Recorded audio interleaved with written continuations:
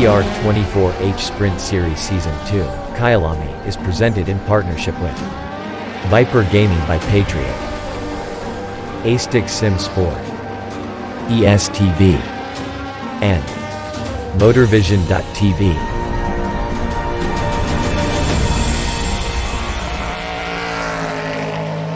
Hosseini going to respond, because these two know each other very, very well indeed, as Amir Hosseini lights up the brakes going into the pits, and oh my goodness, Boothby 4/100ths of a second behind. Well, Amir Hosseini is making his way through the final corner. You can see that lovely late apex he's taking as he tries to get on the power as early as possible.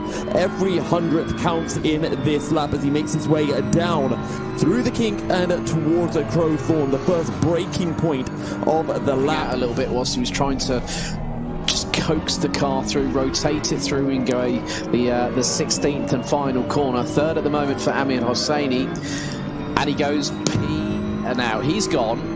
He's gone top of the times, 1:40.772. So going into this last 60 seconds, right, Hosseini, I think now is going to, right, keep your eyes on this lap, because Hosseini has now buried the throttle.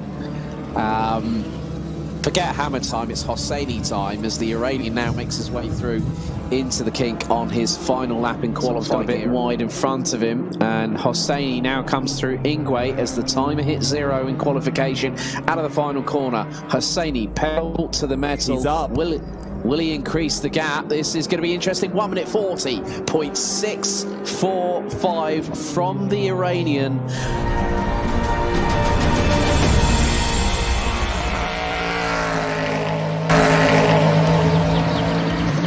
Welcome back, folks. We are about to head in to the race for our second round of the ACC Sprint Series here at Kyalami.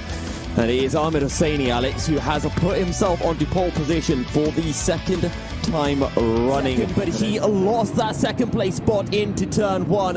Pierluca Marti, you got to be careful. You don't want to be ahead of Amir Hosseini when those lights go green. You don't want a drive-through penalty. Look at Cataneo in P4. It's literally a 4-car race down towards turn 1. The lights have gone green. But we're keeping our eye down into turn 1. Pierluca Marti has a look to the inside. Cataneo looking for the outside. George Boothby around the outside of the BMW and up into P2, and it's deja vu for Pierluca Marti, who finds himself down into P3 on the opening lap of the race. Alessio Cataneo is going to leave a room, but George Boothby, I think, has got the job done. They brush doors, door to door, as they make their way through the right-hander, still side by side, neck and neck, down towards the final corner of Inga.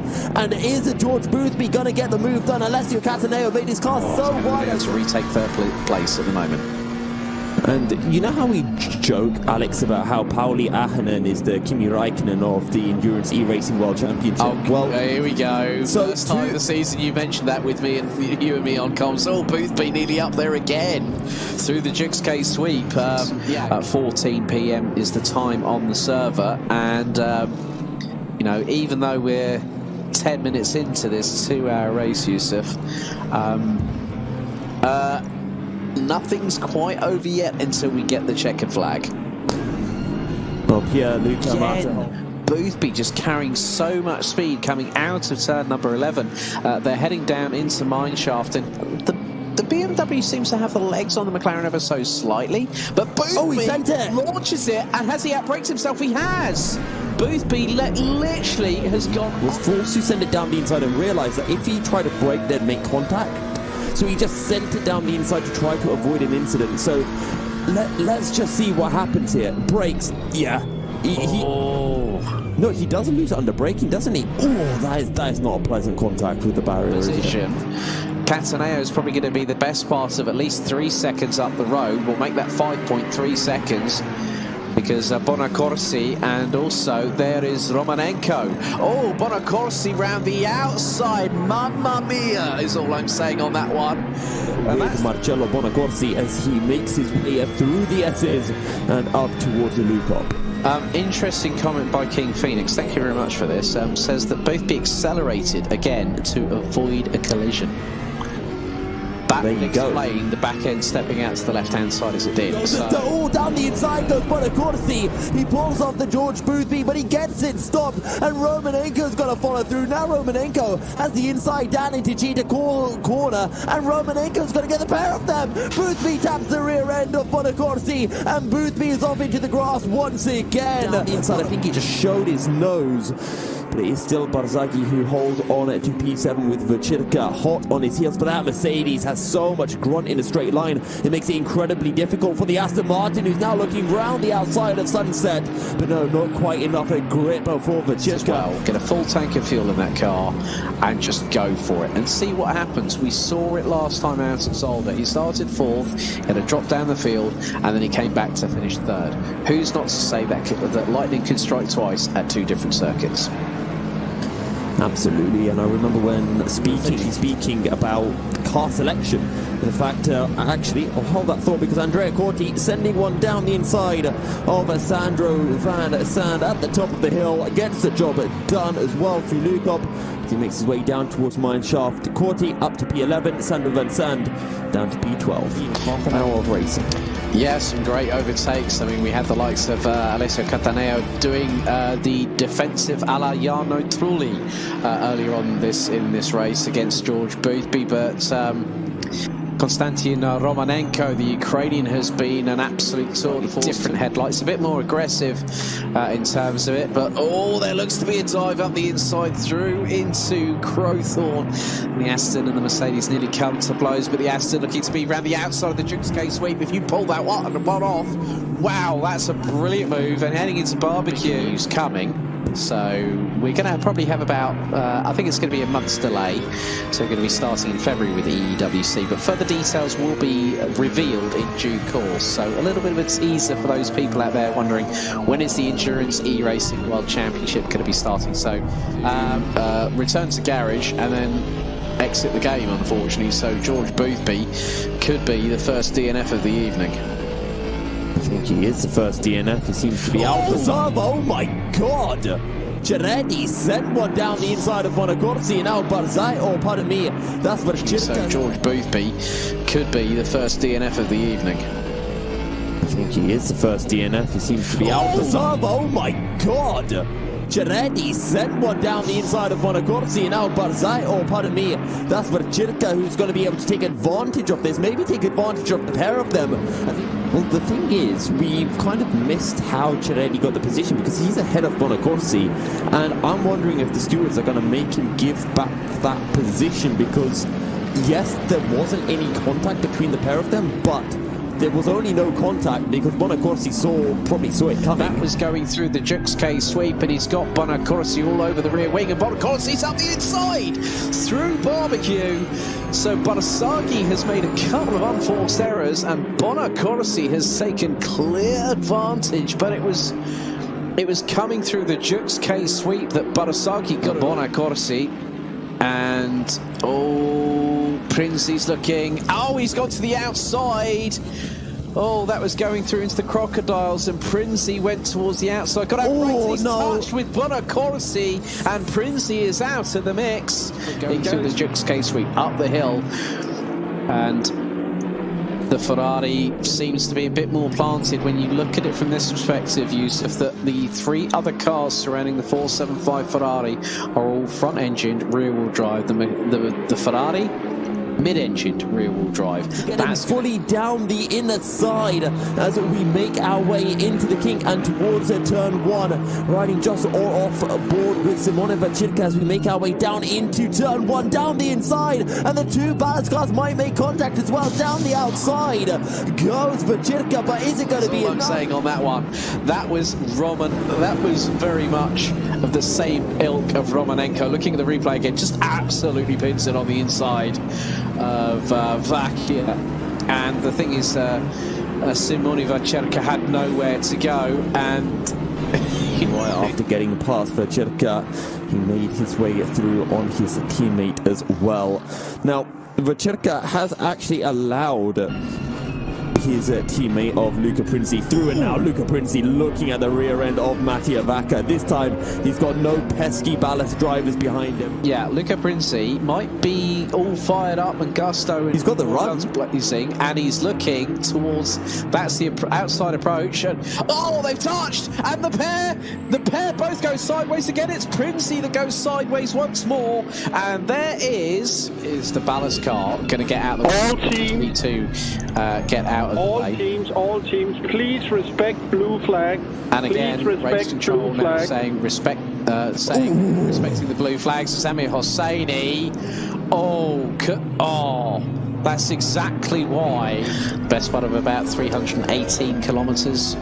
Done and dusted by Amir Hosseini if he keeps up this pace, but yeah, half an hour to go and he's still got a lead of 12.4 seconds over Pierluca Amato. No one's had an answer for Hosseini in the second round of the championship. Maybe even quicker than the likes of Barzagli and Bonacorsi, but now 10 seconds behind them. I think would be struggling to close in as Mattia Vacca goes defensive on the run into turn 1. Vacirca looks to the outside, looks to get the switch back as well. We'll have to tuck in behind the Bentley as they make their way through the Juskell sweep. Right, okay, so there has been a warning to car number 16. This is a warning, give. Oh, so Mattia Vacca's being told off by race control there. I always wonder how off-putting it must be if you never take care of your teammates. And, well, Luca Princi, he won't have to care about that rule because Mattia Vacca is not his teammate. He looks to the outside, down into turn 1 again, turning across Vacca into turn 1. He found himself almost in the wall when he tried that previously, but this time making their way down towards... well, that is down towards the Crocodiles, but around the outside, it is Mattia Vacca who tries to hold it, but Princi's finally got it done. And now Vacirca tries to follow through as they make their way towards Gina corner. And that's a Renegade car facing the wrong way, reversing across the 3 laps in which to serve it. I think that's a deserved penalty. Yep, slam dunk.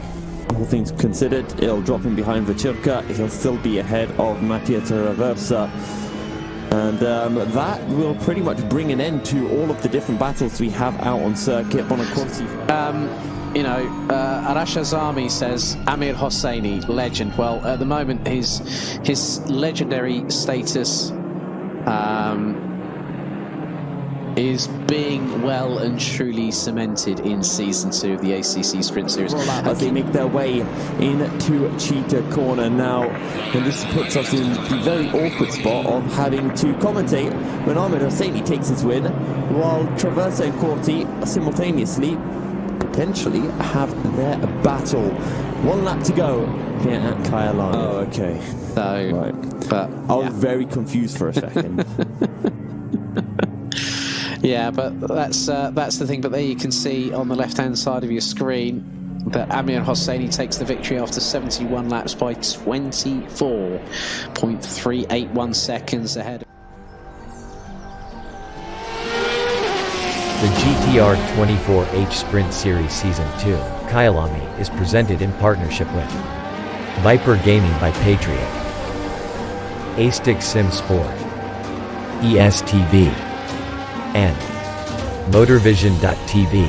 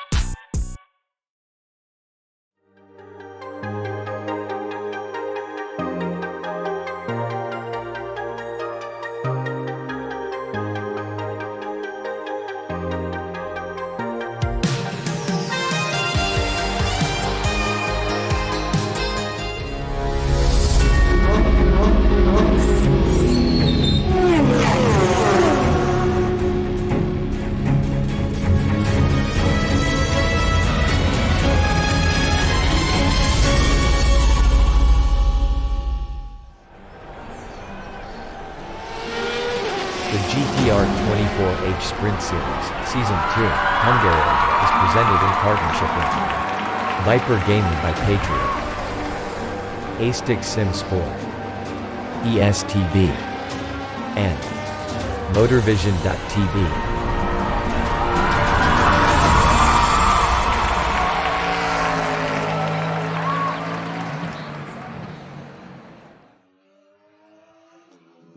Racing for Green is here to help you carbon neutralize your racing. By planting new trees, Racing for Green offers to make your racing carbon neutral. We already have the calculations, contacts, infrastructure, deals and solutions ready for you to easily buy carbon neutral laps on any racetrack. It doesn't matter if you are a racing fan, team owner, driver, sponsor or partner. Anyone can buy CO2 neutral laps in the Racing for Green webshop and trade CO2 emissions for New Forest. Racing for Green.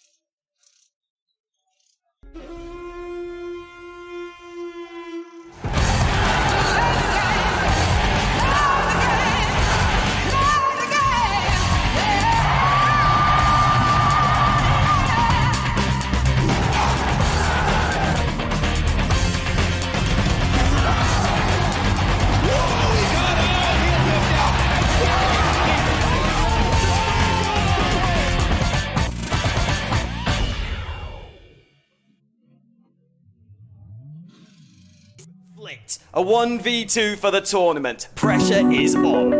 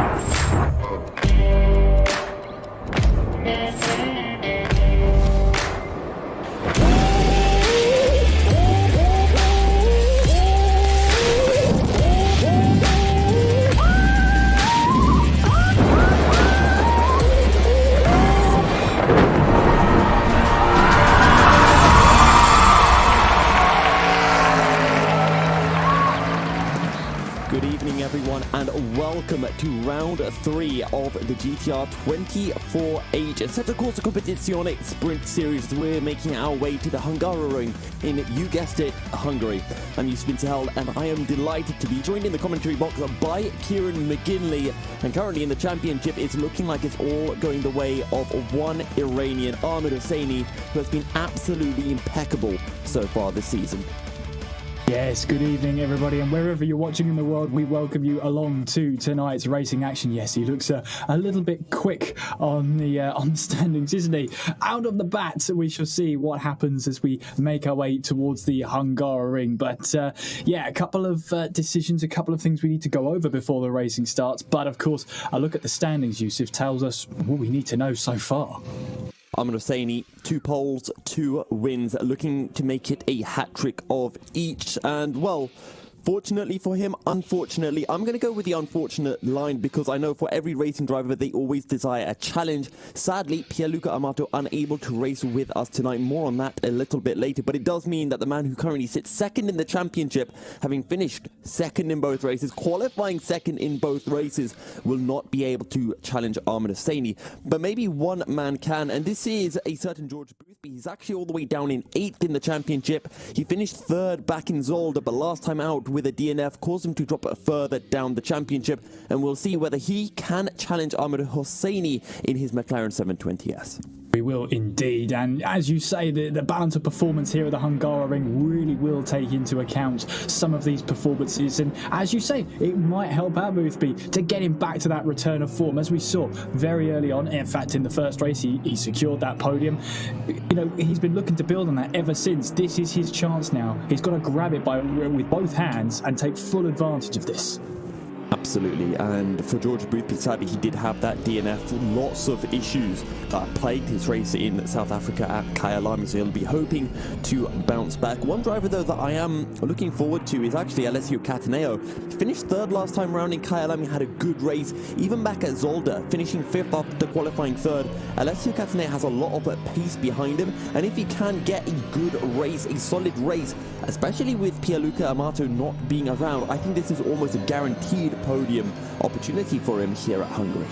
It could be, but it's only the opportunity. I mean, we say sprint race 2 hours. 2 hours is a long time to really put into perspective of how many points are going to be on the line. You also get 5 points for just making the checkered flag as well, so you've got to take that into account. And any non-finishers, that's going to be, you know, if you don't finish a race every now and again, that adds up very quickly. It could result in quite a few points being docked, where maybe if you just got it to the line, you would have had a solid amount of points. As well as that, I believe Outlaw Racing are not racing tonight. They obviously did not start at Zolder. They finished 12th place in Kyalami, so they got at least a couple of points on the board to at least get them off the mark, but unfortunately not racing tonight.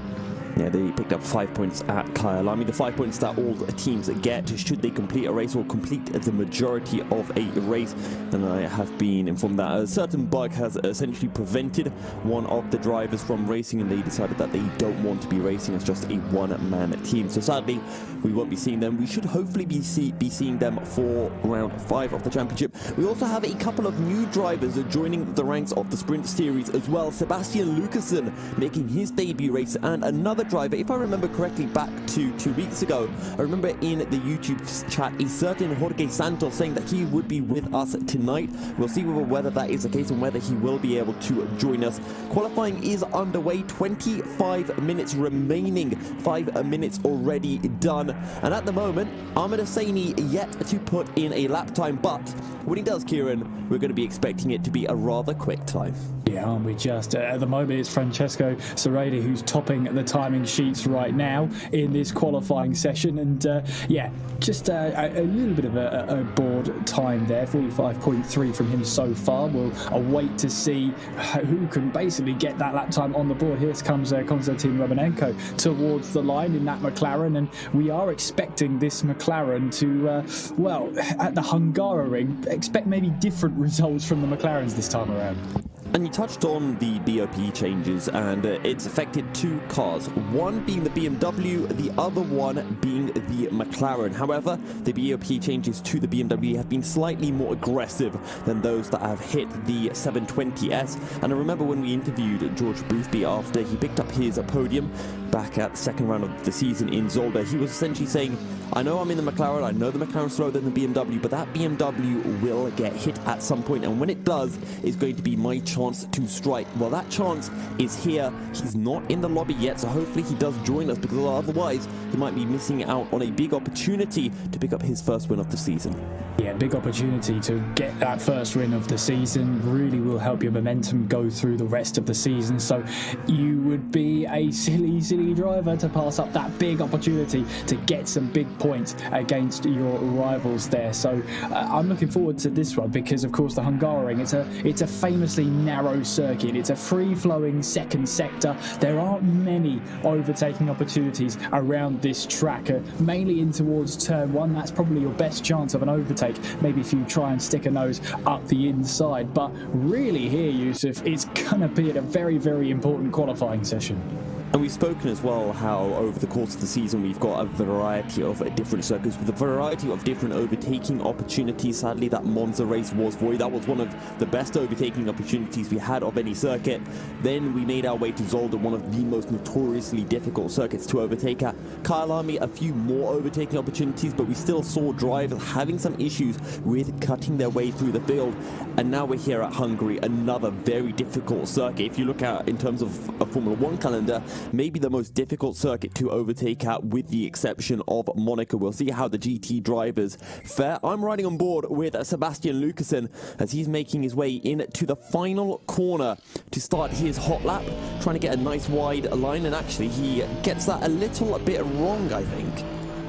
Just a little bit. I mean, I know you're supposed to use a lot of the track, but maybe that's stepping over the line very slightly. But I mean, if it works for Lucassen, then more power to him. But I doubt that's going to work. I doubt that's going to stand. We'll see. Maybe he was just trying to maybe he was trying to use up as much track as possible to start his hot lap, and essentially, because the game doesn't penalize you if you run wide before your lap starts, so sometimes you can get away with little tricks like that. At the moment, though, it's Romanenko who leads the way at 44.1, 100th clear of what Mattia Bonacorsi has been able to do. As we ride on Marcello Bonacorsi. Absolutely. I mean, we ride on board with Lucassen here as he makes his way, powers up the hill out of turn 5, using all of that curb and maybe a slight bit more on the exit in towards really the first chicane, in towards turn 6 and turn 7, and those curbs really do bite back. You see him soaring at the wheel there to try and remain in control. Then we get in towards this high-speed flowing part of the circuit. Turn 9, back onto the power as you make your way now in through turn 10. It's up to you whether you keep your throttle pinned there, but then in towards 11 here, you're not flat through here. You have to go down the gear, back onto the power as you then make your way down the hill all the way towards turn 12. Pick out your braking point just as the curb starts down into second gear. Bit of a pretty much a 90-degree right-hand turn, and then we get in towards this looping section in through turn 13. You really want to brake and attack the apex in the same swing, basically. Back onto the power, up the hill and through turn 14. You have to be patient on the throttle here. Wait for that front end to bite, then you can plant the power and never look back as he makes his way onwards towards the line and sets his lap time. Goes 9th fastest in this qualifying session, about 2.3 seconds slower than our provisional pole position time. Sandwiched himself between Wojtek Dvorak and Mattia Traversa, about 3-4 tenths going each way. And one of the things that really stood out to me on that lap is that rear end, and I'm just wondering if Lucassen running with very low traction control on the Aston Martin, because that rear end was stepping out every time he jumped onto the power on corner exit. Yeah, it was, but you know, some people, they do like a loose setup. They do like a car that's going to be a little bit over-rotated on the exit of corners, or maybe even into the entry, because it allows you then to gather up the car and maybe even get onto the power earlier, as bizarre as it seems. But these drivers will have been practicing a lot with their settings, which how much traction control to use, especially that, as they've got to make sure that they get the best setup for not only themselves, but something that's going to keep the car running and keep their lap times consistent over 2 hours. Alessio Cataneo is on a lap himself, and Cataneo has had a fair amount of success as well over the course of this season in qualifying. He managed to qualify in 3rd at Zolder, qualified at 4th in Kyalami, and here at Hungary he's on a pretty good lap as well so far. Currently this lap will be good enough to get him into the 44s, but will it be enough to challenge his ballast teammates of Konstantin Romanenko and Marcello Bonacorsi? We will have to wait and see as he approaches the final sector of the lap. We do indeed, as he gets onto the power out of turn 11 all the way down the hill. He's got one of the PMWs ahead of him as well. He'll be hoping that they keep a good pace as they make their way out of the final, or towards the penultimate corner, in towards turn 13, looping back on yourself here. Back onto the power we go, and up the hill towards that final corner, really having to find the best line through here as the BMW on the left-hand side just steps away. Absolutely, I think it was Traverso just getting straight out of the way. Back onto the power, Cataneo goes towards the start-finish line. What is that lap time going to be? It's a 1:49, a 1:44.9. A 1:49 would leave a lot of question marks, I'm sure, amongst the Italian and all of his engineers. But Cataneo up to P6 currently, and just a few hundredths of Dario Barzaghi, and still a lot of time to be found. Still a lot of time remaining in this session, more than half of it, 18 minutes remaining. And I believe Sebastian Lucassen is currently improving on his lap. Quite a few drivers still out, a few in the pits, but Lucassen is the only one who is improving on his current best. A bit of a dry spell for these drivers at the moment. They're not willing to really get out onto track just yet, and it's understandable really. 18 minutes left on the clock. They sort of don't want to give away too much as we go into this session. As the track gets quicker and quicker throughout this session, you will see the drivers then get more aggressive, take more risks as well, as they try and find every tenth of a second they can in order to get the best lap time they possibly can. As Lucasen there loses that back end on the exit of turn 12 and, well, kisses that wall a little bit too hard for his liking. He'll go straight back to the pit lane and, well, maybe request a new car. I think he will have to request a new car, and that's what we were talking about, that back end stepping out so easily. And I hope he's got a different setup for the race, because if his car is that unstable in the race, I have a feeling he might be making a few more visits into the pit lane. Mattia Traversa is on a lap himself. He's currently a 10th up on his personal best. His personal best, though, only a 46.9. Really struggling here at the Hungaroring. Let's see if he can find a bit more time and maybe close the gap between himself and Sebastian Lucasen. He's still got 17 minutes on the clock, so plenty of time on his side for now. But of course, as more time passes, you get less time. I hope everybody understands the concept of time here. It's a good knowledge thing to have as Traversa crosses the line to complete that lap. As we see the McLaren here make its way up towards the line. And let's see what it can do. Then the Ledge Racing McLaren on a hot lap right now then, Yusuf. Actually, that lap from Wojtek Dvorek got invalidated. It was a 45.7, so it was 4/10 quicker than his previous personal best, and would have been enough to jump him ahead of Alessio Vacirca. And this is the Ledger Racing car that is currently sitting in P13 in the championship. Their best result so far, a 13th. As well, and I have heard that apparently they are racing under a new name, but then when I asked further, I believe one of Wojtek's Dvorek's friends said just call them Papega Racing, so I shall dub them Papega Racing for the foreseeable future. It's got a catchy name actually, Papega. Yeah, you'll have to give me a boot then to remind me as well. That's gonna be your job for tonight then, Yusuf. I will do that. Every time you bring up Wojtek Dvorek, I'll just, in the background, say, Papega Racing, Kieran. Absolutely. It might be a long 2 hours, but we'll get yeah.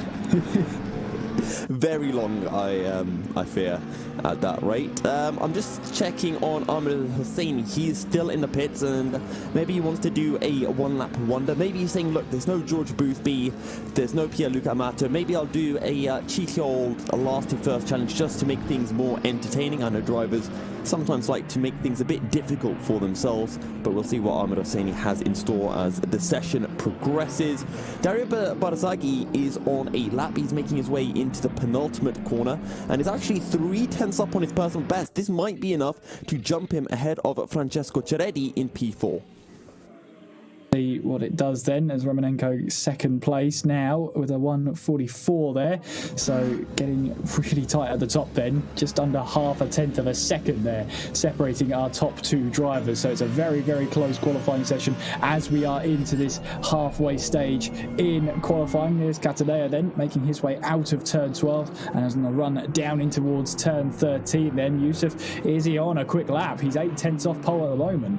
Well, he's 3/10 up on his personal best, so it's looking like we might be in for a 1:44.6, which could be enough to leap him up at 2 spots and up into P4 ahead of Ceredi and Barzaghi, as Cataneo makes his way across the line, a 1:44.465, and he is 600ths shy of his teammate Mattia Vacca in third. Gets him now onto the second row of the grid, up 2 positions, and as we've already alluded to, Yusuf, if anything you can get higher positions, especially at this track. It's so difficult to overtake here, very challenging to get those moves done. I mean, turns 1, maybe turn 2 as Cataneo makes his way through is an opportunity, but you don't get many great opportunities to overtake at this track. You are clutching at straws if you are starting low down the grid.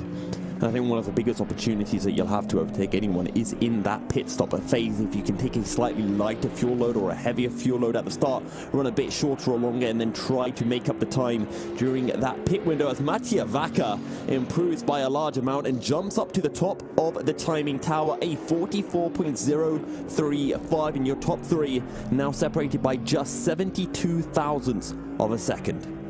Very, very close indeed. And Vaca in the Bentley getting his way to the top of the order. Then that's a car we haven't really discussed coming into tonight then, Yusuf. The Bentley now on provisional pole position. Cataneo, though, making his way out of turn 11 on the run down towards turn 12 in that lovely liveried BMW, making his way now through turn 12. On the power we go towards these final two flowing corners, as you really have to be testing your patience through these final two corners. You don't want to put the throttle down, apply it too early, otherwise you'll spin the rear tyres up. On the flip side, you don't want to be putting the power down too early, otherwise you will understeer off the track. Onto the start-finish straight, Cataneo will go. What's this lap time going to be as he crosses the line? It's going to keep him in fourth place, Yusuf. But it's still a good lap, a 44.145, and maybe that could protect him come the end of the session from the likes of Ciretti and Barzaghi if they are able to improve. And now we're talking about just over 1/10 separating the top four. And, well, something else that is also a little bit interesting.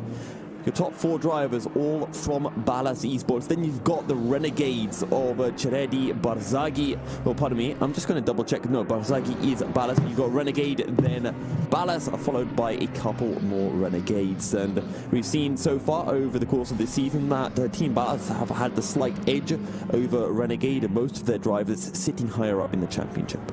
Yeah, Team Ballas being chased down by a couple of renegades. That sounds good. That could sell some newspapers. Let's get it started.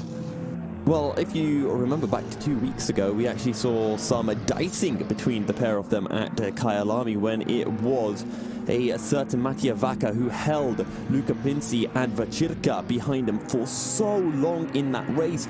Pinci actually turned across Vaca at one point, spun himself around, caught back up, got past, and once he got past, there was contact between Mattia Vaca and Vacirca, and after that, Mattia Vaca picked up a time penalty which dropped him behind the two. But it just shows just how good Mattia Vaca is at defending. Another driver very good at defending, Alessio Cataneo. We saw how well he was able to keep the likes of George Boothby and Pierluca Amato behind him all the way back at in our second round of the season at Zolder.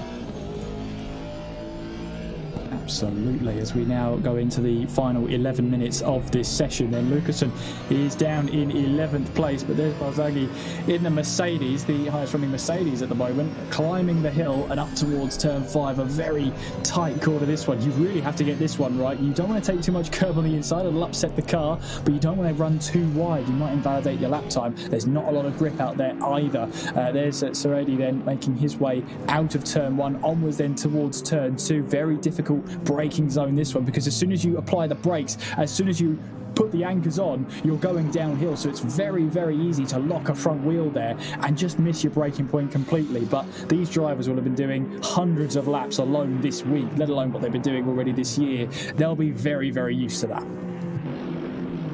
Well, Dario Barzaghi currently sitting in P6. This lap not looking particularly quick from the Italian, but Andrea Corti is improving as he's making his way through the middle sector, actually 2/10 up on his personal best.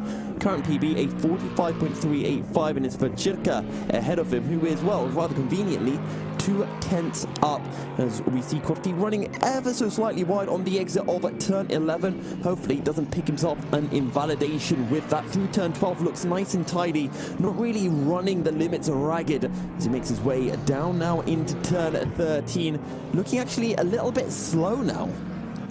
Well, let's see what he can do to finish off this lap. It's all about trying to put the cherry on top of that lap you've just built up. But here comes Corti then applying the power in the 33 on towards the start-finish line. What's he going to do as he crosses the line? Well, he stays 8th place in the standings.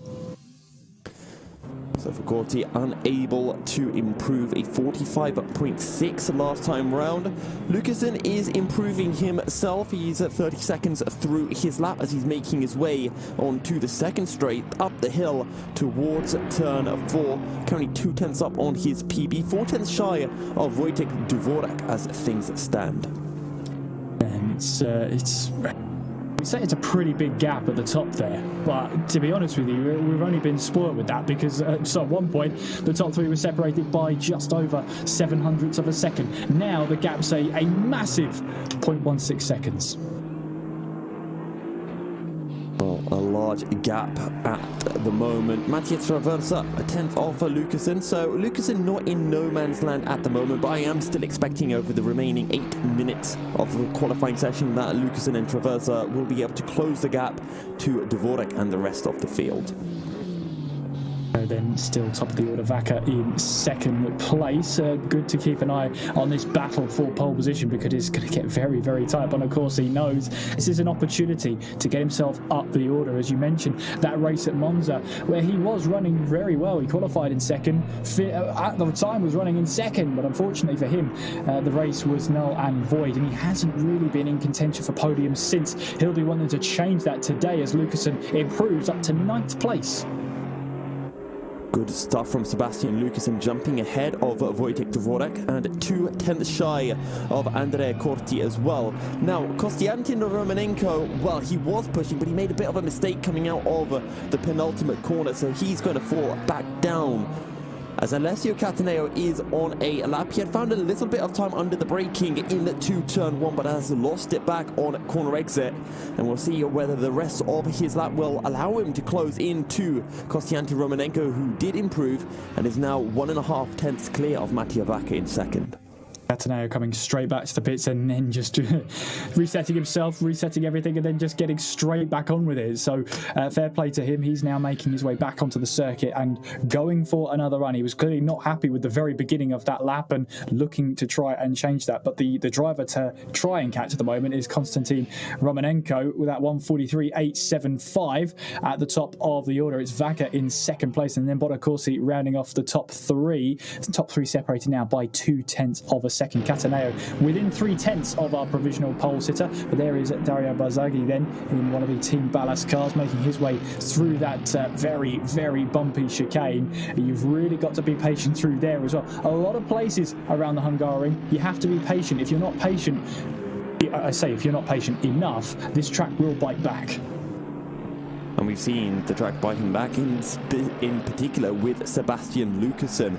We saw how many times his rear end was stepping out, but Konstantin Romanenko is on an absolute flyer. I don't think anyone's told him that the McLaren has been nerfed, because he is 3/10 up on his personal best as he makes his way into the final couple of corners of the lap through turn 13. Everything looking nice and tidy, back end not stepping out on him one bit. And I guess the best way to describe what this lap has looked like so far is controlled as he heads through turn 14, the final corner, using up all of the track on corner exit. What is it going to be is a 43.825 as he extends his lead to Mattia Vaca, not by as much as I was expecting, but still now 2/10 between himself and his Team Ballas teammate. Yeah, well, it could be 1,000th of a second, it could be 1 whole second, but as long as you extend that gap at the top of the table, you are absolutely flying at that point. But has he got... he's got plenty of time to get back out there for one more flying lap. Plenty of time indeed. He can sit back there and pretty much look at the sector times. Where is he losing time? Where is he not setting those times he was matching earlier on in his own private practice? These will be things that drivers will be thinking about all the time. And it's always very nice when you can look at your timing tower and just see, I'm losing time here, especially when you have sectors where it's evident, okay, this is more of your straight line speed sector, this is more of your downforce sector, especially sector 2, more of the twistier part of the track here at Hungary. But at the moment, Romanenko looking nice and tidy, 2/10 clear. Dario Barzagli on a lap himself, currently a 10th up on his PB. Might be enough to jump him ahead of Francesco Ceretti in the number 27 car in that Aston Martin, and maybe enough to make it a 1-5 for Team Ballas. Have to just wait and see. We got 4 minutes to find out what's going to happen and how this order could be shaken up in the closing stages of this qualifying session. Here comes Barzagli then around at the final corner. Let's see what sort of lap time he can put on the board. Can he try and improve? He's currently 6th fastest in this qualifying session. As he comes across the line, he does improve. He goes up to 5th fastest. All good stuff from Barzagli, and improving by pretty large amount as well. Does find himself at 2.5 tenths shy of his teammate Cataneo, but he is succeeding in putting all of the ballast cars at the front of the grid. All 5 ballast cars occupying the top 5 spots, and we'll see whether there's anything that Ceredi, Vechirka, Corti could do about that. Lukeson in the bits, he's making his way out now as well. Just under 3.5 minutes to go in this session. Vaca and Bonacorsi are going to have to get a move on if they want to try and challenge for that top spot. Romanenko has made it perfectly clear that he's not going to keep it easy. He's not going to be lying down for this one. He'll be out there right now on a warm-up and ready to try and put some more distance between himself and the likes of Vaca and Bonacorsi. Cataneo also had to keep an eye on that as well. There's still time for him to improve. Barzaghi, meanwhile, in this number 8 car, making his way through this high-speed section now through turn 11. He might get a little bit of tow from the car ahead as it pulls the right-hand side through turn in 10 and then through 11 now. So Rady, we're riding on board the rear wing of, heading our way down towards turn 12. A 90-degree right-hand corner. Back onto the power we will go, using plenty of curb on the left-hand side of the track. Onwards towards turn 13. So Serradi's leading Barzaghi. They are reversed the order in the qualifying standings, but as they both now make their way through in towards the final corner, this is important for Barzaghi here to get the team really getting some points on the board. Of course, finished 5th at Kyalami last time out, but they qualified in 9th place, so they've got some race pace on them. Barzaghi in 5th place, already in 6th place, so they stay as they were in terms of positions. Ceredi able to improve slightly, but not by enough. Still finds himself 185 thousandths of a second off, and in English that is about 0.2 of a second. Konstantin Romanenko still pushing, unable to improve on his current best time. Marcello Bonacorsi also improving, putting in a 43.962, so now just 27 thousandths behind Mattia Vaca. Andrea Corti actually on a pretty quick lap himself, 3 tenths up, and he crosses the line, puts in a 45.0 and jumps ahead of Alessio Vechirka and is 5 tenths behind Francesco Ceredi. We saw there with Romanenko, he's purple in all 3 sectors. That's a mighty, mighty lap he's got himself there. To be quickest in all 3 sectors takes some doing. And that quickest in all 3 sectors is enough for just over 1/10 of a second ahead of Vaca. That is how close this qualifying session really is, as Dario Barzaghi then makes his way through this flowing section now as he tries to round off his lap, going through turn 11, onwards then towards turn 12, and see if he can get a bit more improvement than 6th place right now. Well, less than 1 minute remaining, so for Dario Barzaghi, who's making his way around the final couple of corners, he will be starting his final lap. But here's the thing, Barzaghi actually finds himself a couple of tenths up on his PB. So does Alessio Cataneo. It's going to be incredibly close between these two Ballast Esport drivers for who will be starting 4th, who will be starting 5th, who starts on the 2nd row, and who will be starting on the 3rd row. Barzaghi across the line, does he improve? Yes, he does, a 44.375. Meanwhile, Ceredi heading into the pits, so that's everything over for him. Barzaghi bringing his car to a halt as well.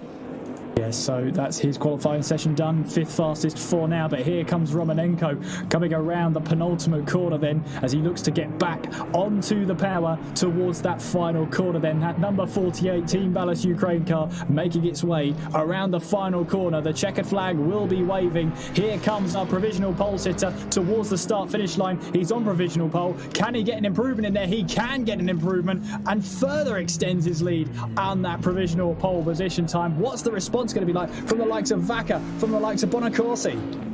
Well, they are both on laps right now. Mattia Vaca, look at the understeer. Remember blue flag today. Thank you and have a nice race. Through turn 10 he goes.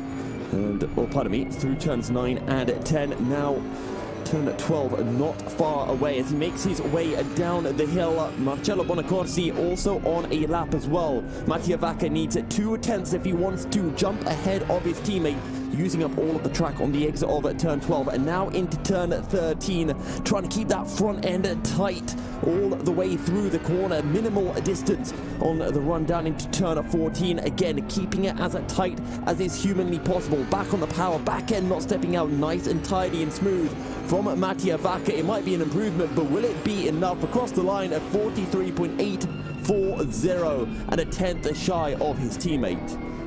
Yeah, he'll be kicking himself about that one. Just under a tenth of a second away from that provisional pole position time. But we've got Bonacorsi here, who's making his way through in towards turn 13, back onto the power and coming back into the pit lane. So no response from Bonacorsi then. That means Romanenko on pole position by just under a tenth of a second. Yusuf, that's a mighty close front row. Yep, and right at the end, actually, Cataneo put in a quicker lap, but he was 5,000ths off Bonacorsi. Either way, we have only a little bit of time before the race starts, so we're going to be throwing into a commercial break, and when we return, we will be green here at the Hungaroring for the 4th round of the Sprint Series Championship. The GTR 24H Sprint Series Season 2 Hungaroring is presented in partnership with Viper Gaming by Patriot, A-Stick Sim Sport, ESTV, and Motorvision.tv.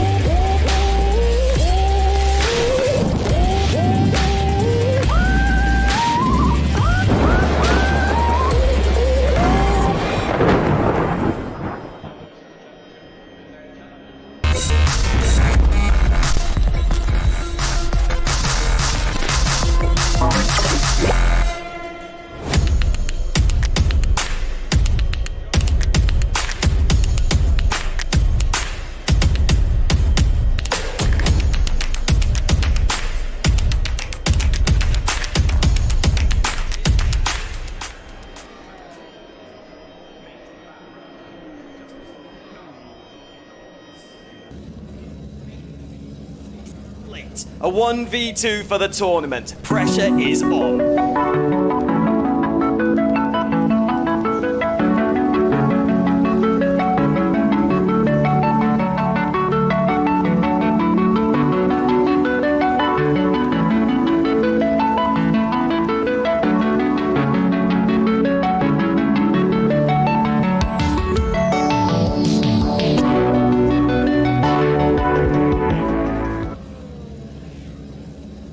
Racing for Green is here to help you carbon neutralize your racing. By planting new trees, Racing for Green offers to make your racing carbon neutral. We already have the calculations, contacts, infrastructure, deals and solutions ready for you to easily buy carbon neutral laps on any racetrack.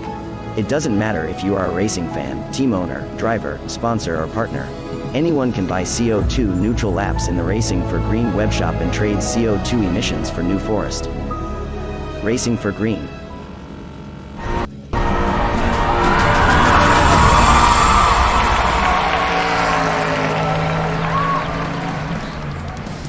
Welcome back, everyone. We are getting ready to jump on in to the race start here at the Hungaroring. We don't have much time, so Kieran, quick thoughts before we head into the race. I'm just very happy to be here. It's a very tight front row. Tenth of a second separates the front row. I'm looking forward to this. It's going to be absolutely magnificent. 7 different manufacturers in the top 7. Alessio Cataneo has gained positions into the opening corner in both of his races so far. We're riding on board with Marcello Bonacorsi, Konstantin Romanenko and Mattia Vacca ahead as we wait for the lights to go green here in Hungary. Look at the gantry in front. Lights are currently red. And we are underway, racing Konstantin Romanenko on the inside. You can see behind the Mercedes of Dario Barzaghi, the horsepower ridiculous as he looks to the inside on the run down towards turn 1. But will he be able to find anything as Marcello Bonacorsi, having a look down the inside of Mattia Vacca, gets the job done as well. And now we can challenge the McLaren of Konstantin Romanenko down in towards turn 2. He's looking for the outside, but the Bentley is going to throw his car down the inside of Bonacorsi and move back up into P2. And now it's Alessio Cataneo who might be looking to join into the fun as well. Tries to find the switchback on the exit of turn 3, but is unable to do so. Konstantin Romanenko leads from Mattia Vacca and Marcello Bonacorsi. Yeah, very clean start then. Vacca taking back that position from Bonacorsi. Good start from both of them, and Cataneo had the best front row seats he could possibly have wanted. He won't want to get too involved in this at the moment. He'll be playing his cards right and just seeing how this battle for the top 3 goes on. Bonacorsi then making his way, riding the bumps through turn 6 and turn 7, although looking at that television cam on his right-hand side, it's not encouraging at the moment. Cataneo right on his tail through this high-speed section of turns 8 and turn 9. Battle for the lead developing though, because Romanenko can sense Vacca is right behind him, heading our way in through turn 11 on the run down towards turn 12. This is going to be another overtaking opportunity, but you've got to get the exit of turn 11 absolutely spot on for this time. For Vacca, it's not on. I'm also keeping an eye on Barzaghi as well, because we've also started to see that pace difference, the power difference that the Mercedes has over the other cars. What a start it was able to get, and maybe here at the Hungaroring, where it's difficult to overtake, Barzaghi can use that Mercedes squad to find a way through on his teammate. Then once he's ahead, he can just hold on to the position with a straight aligned speed advantage that the German engine car has. Absolutely, and that's the first lap of racing completed, and Romanenko still in the lead as they now make their way down in towards turn 1. Once again, Vacca looking for a move down the inside, but it's one of those moves where you're just hoping that the car in front actually reacts, and then you have just that little bit of an advantage going in towards the corner. Again, another sneaky look in towards turn 2, but that's nothing more than that. Romanenko managing to hold on to the lead, but he lost the back end there, and Vacca slips his way through. The pressure has paid off for Vacca. He moves up a position. Romanenko has to be careful here because Bonacorsi will be straight on his tail. And still so early into the race on our second lap, we get our first mistake, and it's Konstantin Romanenko losing the back end under power application on the exit of a turn 2, actually mid-corner turn 2, and maybe Bonacorsi will see that and he'll be licking his lips thinking, okay, I can find a way through. He'll want to get the job done soon as well, because otherwise Mattia Vacca might be shooting off into the distance. It's Ballas from Ballas from Ballas from Ballas from Ballas ahead of the Renegades of Princi Cortiva Circa. The top 5 breaking away from the rest of the pack then as well, as they're all seemingly working together for now. We'll come back to me in 2 hours. Cataneo looking to put the pressure on Bonacorsi, then going down in towards turn 12 here. Cataneo on the inside. Can he get the power down? Can he get the position though? He's still got someone on his left-hand side. They both now make their way in through turn 13. Now Bonacorsi just about hanging on to that one. Cataneo is not going to let go of that one as they head up towards the final corner. Let's have another look at this mistake then.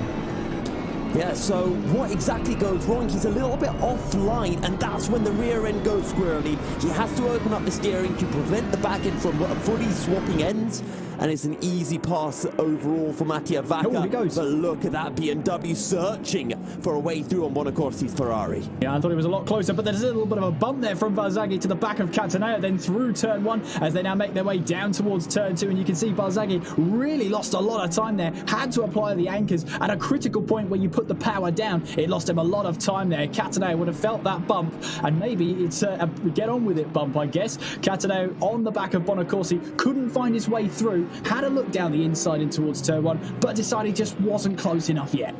I'll tell you what, Princi and Corti are closing in as well. And remember what we were talking about, the Renegades amongst the ballast? Well, that is coming to fruition. And we'll see whether Princi and Corti have the pace in the Aston Martin and Alexis respectively to find a way through on Barzagi's Mercedes. From that power difference alone that the Mercedes has, I think it's going to be very difficult here at the Hungaroring. Absolutely, there's so many limited overtaking opportunities that it really does become a point of patience persists. You really have to make sure that when the opportunity comes to make an overtake, you have been patient enough so that it pays off. It pays off in your favour. The only problem with that is you've got to apply the pressure in order for that strategy to pay off. And of course, if the driver in front of you is just putting in consistent lap times and never putting a foot wrong, you're going to find it very, very difficult to actually find a way past. And it's what we saw 4 weeks ago at Zolder, almost an entire month ago, where it was so difficult for drivers to find a way through. Even at Kyalami, as long as you don't make any large major mistakes and you don't have a huge pace deficit, it becomes practically impossible to find a way through. But we've already seen mistakes being made, the drivers pushing to their absolute limit, and it was Konstantin Romanenko who made that first mistake. He's now 1.5 seconds behind Mattia Vacca, who is stretching out a large lead. You can see it on your screen there, the Bentley leading from the McLaren. Yes, but Bonacorsi in that Ferrari is the fastest driver out there at the moment, in third place, really just turning up the wick against Romanenko as they now climb their way up towards turn 4, and Cataneo here will be eager to join in this battle. Don't rule out Barzaghi just yet. He might be dropping away slightly, just 1.1 behind Cataneo at the moment, but if these three battle for second place, that's just going to rope everyone back in. The more you battle, the more time you lose, and that means the people behind you can catch up and the people in front of you can just sail away into the distance. We're not even 7 minutes into this race yet either, Kieran, and well, Mattia Vacca, we'll see whether he can continue to extend his lead. We'll see whether the ballast drivers continue to fight amongst themselves. Right now it's looking like Dario Barzaghi struggling with pace in that Mercedes. As always, that little mistake from a certain McLaren, because now Bonacorsi might be looking for a move around the outside. Goes Cataneo into turn 12. He'll have the inside for turn 13, but the job is already done. Alessio Cataneo makes his way up into the final podium position. Well, what on earth happened for Romanenko? I can't put my finger on what happened. Let's have another look. So this is coming out of turn 11 then, and he already knows he's in trouble because he's having to defend the inside line, and then it's just, he breaks quite early in towards turn 12 there. That allows Bonacorsi to just sail his way past, and Cataneo takes no second invitations. He goes his way through too. Romanenko down to 4th. It was just really surprising what Romanenko just did there. So I'm quite confused because, yeah, I was going to say it's almost like he had a time penalty and had to lift off, but maybe he is just letting his two teammates through. But then again, they're all ballast drivers, so I would have thought that there wouldn't be any team orders in this scenario. Maybe something else to keep our minds on is the fact that Cataneo is sitting in 3rd place in the championship behind Pierluca Amato and Armando Sani, both of whom are not racing today, so a chance for Cataneo to gain some serious points in the championship. Yeah, it's actually team orders might be a good thing for him as well. I mean, we are 8 minutes into the race and already it seems we've had the team orders come into effect. It's a very good point, never thought of that. But Romanenko here is going to have to face the fact that he's in 4th now. He's going to have to try and keep up with these guys as well as try and keep Barzaghi behind him. He's trying to extend that gap, but he looks like he's trying to close back up. It's bizarre. It's bizarre to know what's going on for certain at Team Ballast, but whatever it's doing, it seems to be working. So I'm just double checking the points. Alessio Cataneo, 35 points. Armando Sani, 62 points. So if we see a very certain Alessio Cataneo picking up 2nd in this race, he will be taking the lead of the championship, as there are 30, oh pardon me, how many? No, it's 30 points on offer for winning. Sorry, Cataneo has to win the race if he wants to take the lead of the championship. Does indeed, and he's looking to try and go that way about it. Third place at the moment, so we'll have to keep an eye on him and see what happens there. It's very early on in the season to be having team orders, but nonetheless, team orders will be used if they have to, if they feel they need to as well. We'll have to keep a close eye on that one. Bonaconi is still on the fastest lap, but of course, is still the fastest driver out there as they now make their way down in towards turn 2 once again. I mean, can you believe, Yusuf, it's only been 10 minutes. We've seen so much drama, so much action. We've seen Romanenko make a mistake in towards turn 2, and maybe that was the call for the team to sort of think about, well, we've got to think about the long game here. Well, I don't know, for me it's feeling like it's too early to even start to think about the long game. I just want to see these drivers continuing to battle, and right now Cataneo is putting the pressure on Bonacorsi, saying get a hurry up and want to close in onto Mattia Vacca. Over 3 seconds between Vacca and then this 4-car group from Marcello Bonacorsi all the way down to Dario Barzaghi in P5, and then it's a further 2 seconds to Luca Princi in P6. In fact, actually, Andrea Corti closing in onto Vacirca, so we might be having a bit of a battle between the Renegade drivers as well. Right, indeed, as they now lunge their way down in towards turn 12, and very tightly packed for that top 2 battle. On board then with Bonacorsi in the Ferrari, and again just rear view mirrors full of Cataneo's BMW. They're both back onto the power out of turn 13 and then through turn 14. Patience is key out of the final corner and on towards the start finish straight. Is there a chance for Cataneo to see if he can use a little bit of slipstream and see if he can just hook his nose down the inside in towards turn 1? It's a move that's definitely on. You've just got to be close enough to do it then. He certainly thinks about it, but then tucks back into that slipstream. Again, just looking to fill the wing mirrors there. That's all that is. As long as you can make the driver in front of you react defensively, you've already got the upper hand. Absolutely the case, Kieran, and that's exactly what Cataneo is doing, just showing his nose into a few corners. It might cost him a bit of time, but he'll be confident in his own pace that he can close up whatever amount of time he loses, just hoping that an opportunity presents itself. But all the while this happens, if he does make Bonacorsi drive defensively, that just means that Mattia Vacca is pulling further and further away. The gap now 3.7 seconds between them. And last time round, Mattia Vacca put in a 44.4, Bonacorsi a 44.9, Cataneo a 44.7. So Bonacorsi losing a lot of time to our race leader currently. This is the thing, if Romanenko does have, if he was subject to team orders early on, well, where does it end? Where does Cataneo draw the line and say, well, actually, I want to get past Bonacorsi? If you have team orders in a sprint series, which is really driver-focused, where does the team orders line be drawn? It's a tightrope. I'm lucky I never have to walk. Yeah, I'm glad I'm not the team boss right now, because no matter how things go, there's always going to be someone a little bit unhappy with the outcome or the decisions that the team boss could make. Bonacorsi, though, closing back in on to Mattia Vacca this time round.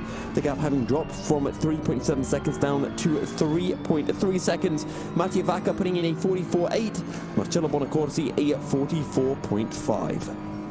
Tight at the top, but it's all in Vacca's favour at the moment. He's been consistently just growing that gap. Meanwhile, Bonacorsi running deep in towards turn 1. That could be an opportunity for Cataneo. They are going to run side by side on the run in towards turn 2. Bonacorsi on the inside. Cataneo, he's going to have to go the long way round in towards turn 2 if he wants that move, but he has to back out of that. Bonacorsi able to hold on to second place. All that's doing, though, is allowing Vacca to just build on that gap more and more, but the chance was there for Cataneo. He knows it now. He smelt that blood. A little bit of contact between the pair of them. Cataneo trying to hold it round the outside. Bonacorsi maybe understeering slightly and just tapping the outside of the BMW, pushing Cataneo wide. I don't think Cataneo will be happy with that. Cataneo running wide as well through turn 5, and now he's coming under pressure from the McLaren of Kostiantin Romanenko. He might be wanting some revenge for earlier. Here's an instant replay. This look down the outside, and you'll just see Bonacorsi runs a little bit wide, gives a cheeky tap to Cataneo midway through the corner. He does, and there's a tree that gets in the way right at that crucial moment, but I'm pretty sure he does understeer into his teammate there. That's always the nature of the corner. It's downhill. You're going to be trying to carry that little bit more speed. It's the nature of the corner. I'm sure there's nothing else forward about that. Well, rumour has it, Kieran, that Marcello Bonacorsi's grandfather was actually Hungarian, and he planted that tree in the corner so that we would not know whether that was intentional contact or not. We talked about the long game. That really is playing the long game, isn't it? Unbelievable. Well, still got a long way to go in this race. 15 minutes of this race almost done. That's 1/8 of the race. That's almost smaller than a slice of a cake. So still a lot more cake to be eaten. And I'm sure it will be delicious as well. As we are seeing Bonacorsi 3.7 seconds behind back again. That gap just yo-yoing backwards and forwards from 3.7 back to 3.3 back up, and it kind of all depends on whether Cataneo is putting the pressure on the Ferrari or not. Yeah, we've seen time and time again these drivers at the front are making those slight mistakes, and that's allowing drivers to catch. It's allowing drivers to put their car in a position where they can try and move. I mean, Bonacorsi running deep in towards turn 1 was the whole catalyst for Cataneo getting a chance in towards turn 2. Okay, he couldn't take it that time around. There was a bit of contact, but both drivers are giving it their all at the moment. And when you give it your all, there's a certain limit. You've got to know where your limit is, and if you cross it, then that's just allowing other drivers behind you the easy opportunity to put you under even more pressure. Now, while we've been focusing on the ballast drivers battling and duking it out with each other at the front of the field, sadly, Mattia Traversa for Renegade Sim Racing has DNF. Not quite sure why, but he is out of the session, so maybe he even had some internet connection issues that have plagued him. But either way, we are now down to 10 drivers. Armin Hosseini pulling out during qualifying, and Mattia Traversa leaving us in the early stages of the race. Well, then we've got a battle for 6th place going on. Vacherka putting Prinzi under pressure then as they make their way in through turn 13. Just to take our attention away from the lead battle, this is another close battle out on track. Prinzi holding off Vacherka for now. Vacherka's been putting him under pressure for a few sectors now, even a couple of laps as they make their way on towards the start-finish straight. Is there a chance for Vacherka to look for a move down the inside in towards turn 1? He's certainly got a little bit of slipstream. Looks a little far back for my liking in towards turn 1, but that's never stopped drivers before. They hold a line of stern for now, but two different lines being taken out of turn 1, and Prinzi takes a wider line. It takes him onto that AstroTurf, and that's not where the grip is, down in towards turn 2. And yes, Vacherka has the move done then in towards turn 2. He now moves up into 6th place. A rather weird mistake that we saw from Prinzi, just running wide on corner exit, having maybe just to back out of the corner. Maybe his rear end was stepping out, and it's just meant that Vacherka was able to get the cut back on corner exit and had the line into turn 2 to get the move done, moving up into P6. However, 5.5 seconds behind Dario Barzaghi. He is a large gap to the driver ahead. We'll see whether he can cut into that deficit at all over the upcoming few laps. Yeah, it's a long race, but we've already seen throughout the season, mistakes can happen. Cases with walls can be had, as we saw 2 weeks ago at Zolder. It's so easy to get yourself into those mistakes. 2 hours for one driver is still a respectable stint. You have to keep on going.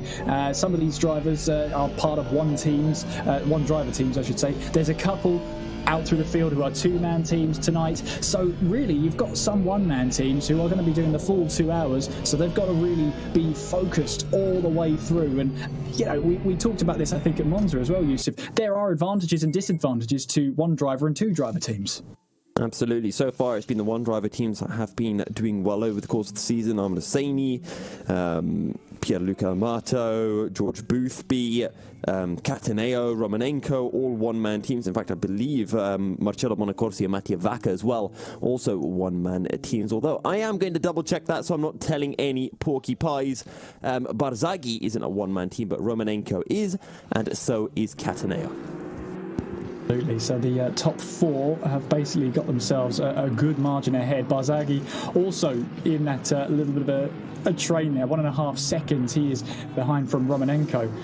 But Cherka, though, yeah, as you say, he's got a bit of work to do to try and catch the top 5 at the moment, but he's still got plenty of the race to go. We join then this battle for 9th place for what is right now the wooden spoon, Yusuf, in terms of finishers. Dvorak and Lucasen battling away for 9th place.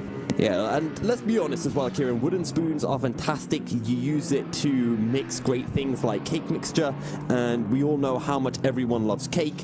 So I will take no slating of wooden spoons here on this broadcast, as it is Wojtek Dvorak who currently has that honour.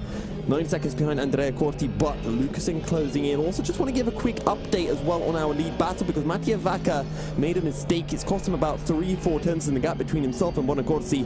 Now down to 2.5 seconds. Still away before any battle does ensue, so we get to feast our eyes on this battle between Dvorak and Lucasen. Both 9th and 10th are points paying positions, and it will 10. If you finish 10th, you get 1 point plus 5 for completing the race, and 9th is 2 points plus 5 for completing the race.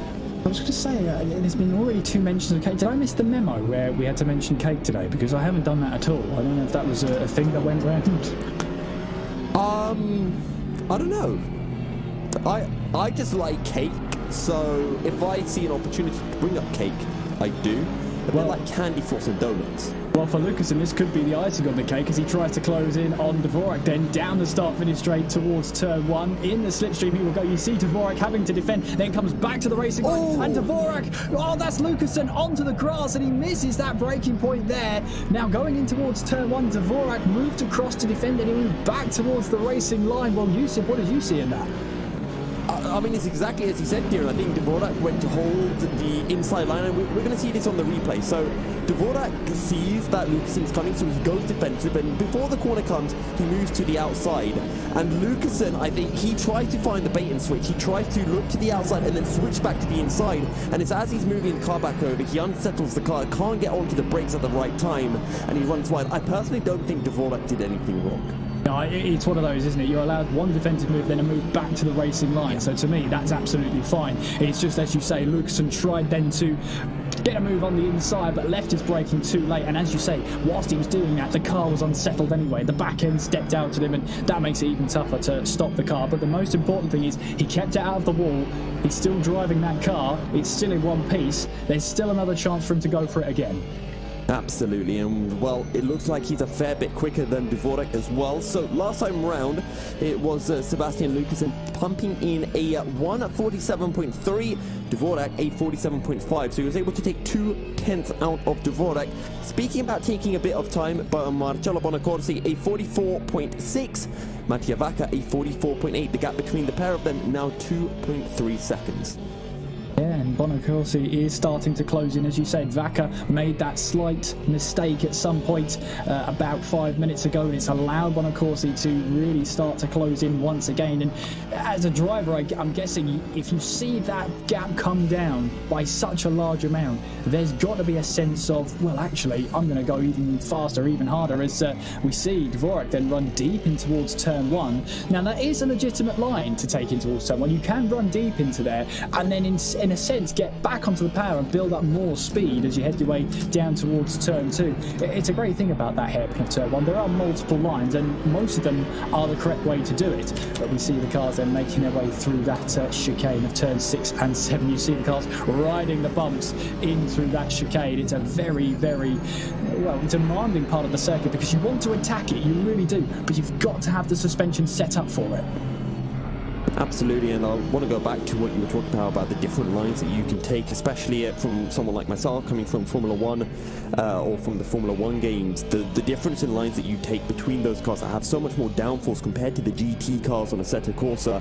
One of the biggest things that I found, and it was working for me anyway, I'm sure for these drivers who are far quicker than myself, they'll have far more tricks up their sleeves, is to get that front end turned in earlier. And Lucasen most certainly didn't get that front end turned in earlier, and the reason why you like to get the front end in nice and early is just because you don't really have the downforce to take a nice late turning point, because you don't have the downforce to keep the car stuck in. If you get the front end turned earlier, it's much easier to keep it on the apex of the corner for longer.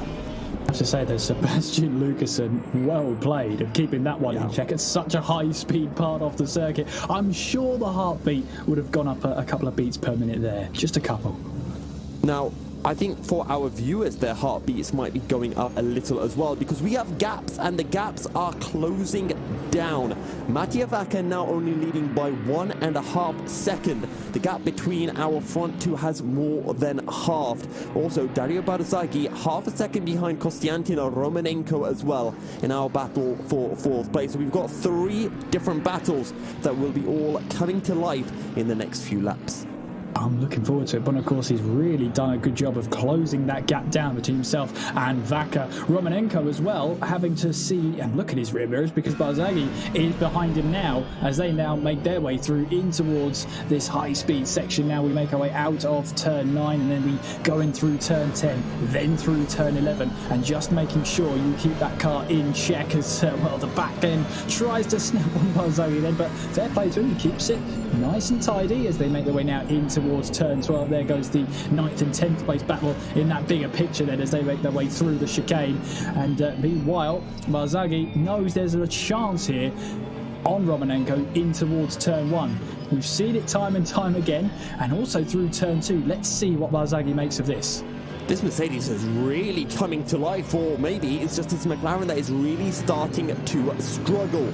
Here we go then on the run towards turn 1. We know the amount of grunt that this Mercedes has, but not quite close enough to look for a send into the opening corner of the lap, and Dario Barzaghi will have to sit behind for a little bit longer. But I tell you, someone who really is struggling is Mattia Vacca, a 45.2 last time round, and Marcello Bonacorsi absolutely flying in his Ferrari. His pace has not changed since the opening couple of laps of the race, a 44.6, taking 6/10 out of the race leader. Sebastian Lucasen is on the rear end of the Wojtek Dvorak's McLaren once again.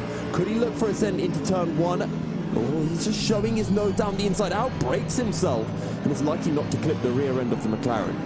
Yeah, does enough there. That's the most important thing. He does enough to make sure he keeps that car in check. And in the big picture, Barzaghi then still trying to apply that pressure to Romanenko as they now make their way through turns 6 and 7, then riding those bumps as we make our way in through turn 8. It's all about patience through here. There's multiple lines you can get here, but really only a handful of them in this high-speed section are the right ones. You can easily lose a lot of time through that S section there. Riding aboard there with Lucasen as he now turns his way up the hill through turn 5, and there is your battle for the lead. And Bonacorsi has really been closing in on Vacca then in towards the penultimate corner. This has flown by. Bonacorsi is on a mission.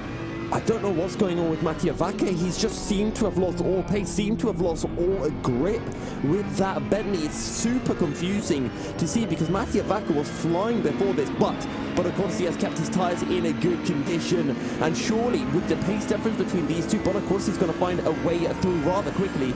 In fact, Bonacorsi has pulled 2.7 seconds. He goes for the send down the inside. Call him Danny Rickney because he's just licked the stamp and he sent it. Wow, what a move then from Bonacorsi to take the lead. It's not over yet. Vacca will be looking for a move in towards turn 2. Has to back out of it. Doesn't have the pace. What a move then from Bonacorsi. Okay, they are teammates, and maybe Vacca would have expected it, but Bonacorsi pulling out of that slipstream and timing his braking to absolute perfection, stealing the apex away from Vacca then and able to take over the lead of the race. That's been coming from a while. Bonacorsi is the fastest driver out there, and he's just showing it now. He's got the lead. Yeah, Bonacorsi last time round a 44.7. Every other driver on the field is in the 45s. In fact, the quickest driver outside of Bonacorsi was Alessio Cataneo, putting in a 45.287. But Bonacorsi, over the last 10 minutes or so, has actually pulled out 2.7 seconds to Alessio Cataneo. 2.7 seconds. That is absolutely phenomenal. A great drive so far from the Ferrari driver, and Bonacorsi might be looking for his first race win of the season as well.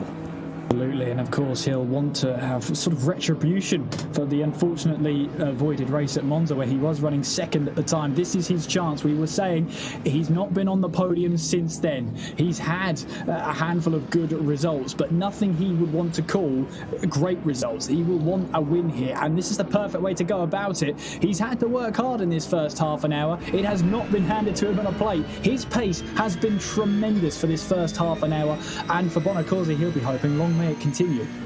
Absolutely, and well, this race will be continuing for a while longer as well. Barzaghi on the rear end of Kostyantin Romanenko. Maybe he could have a look at down the inside into turn one, do the same thing that Bonacorsi did on Divaca, but this time round he will find no success. And we're going to throw to a quick commercial break, and when we return we will be back continuing with this battle. Stay tuned. The GTR 24H Sprint Series, Season 2, Hungaroring, is presented in partnership with Viper Gaming by Patriot, A-Stick Sim Sport, ESTV, and Motorvision.tv.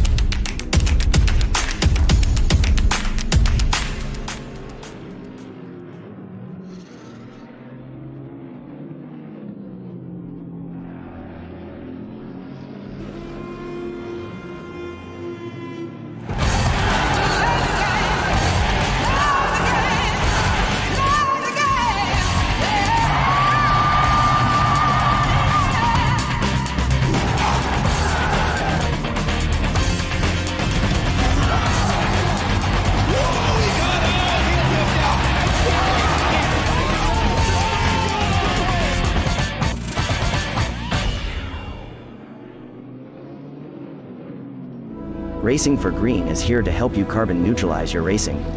By planting new trees, Racing for Green offers to make your racing carbon neutral.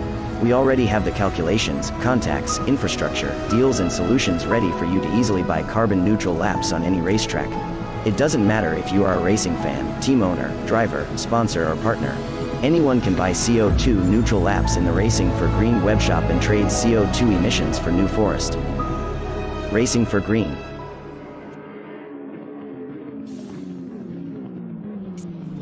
A 1v2 the tournament. Pressure is on.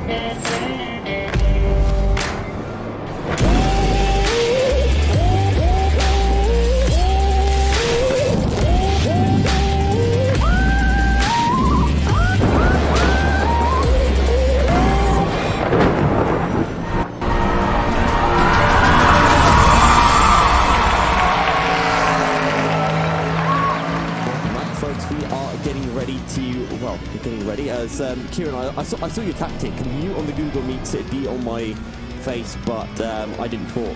I refused to talk.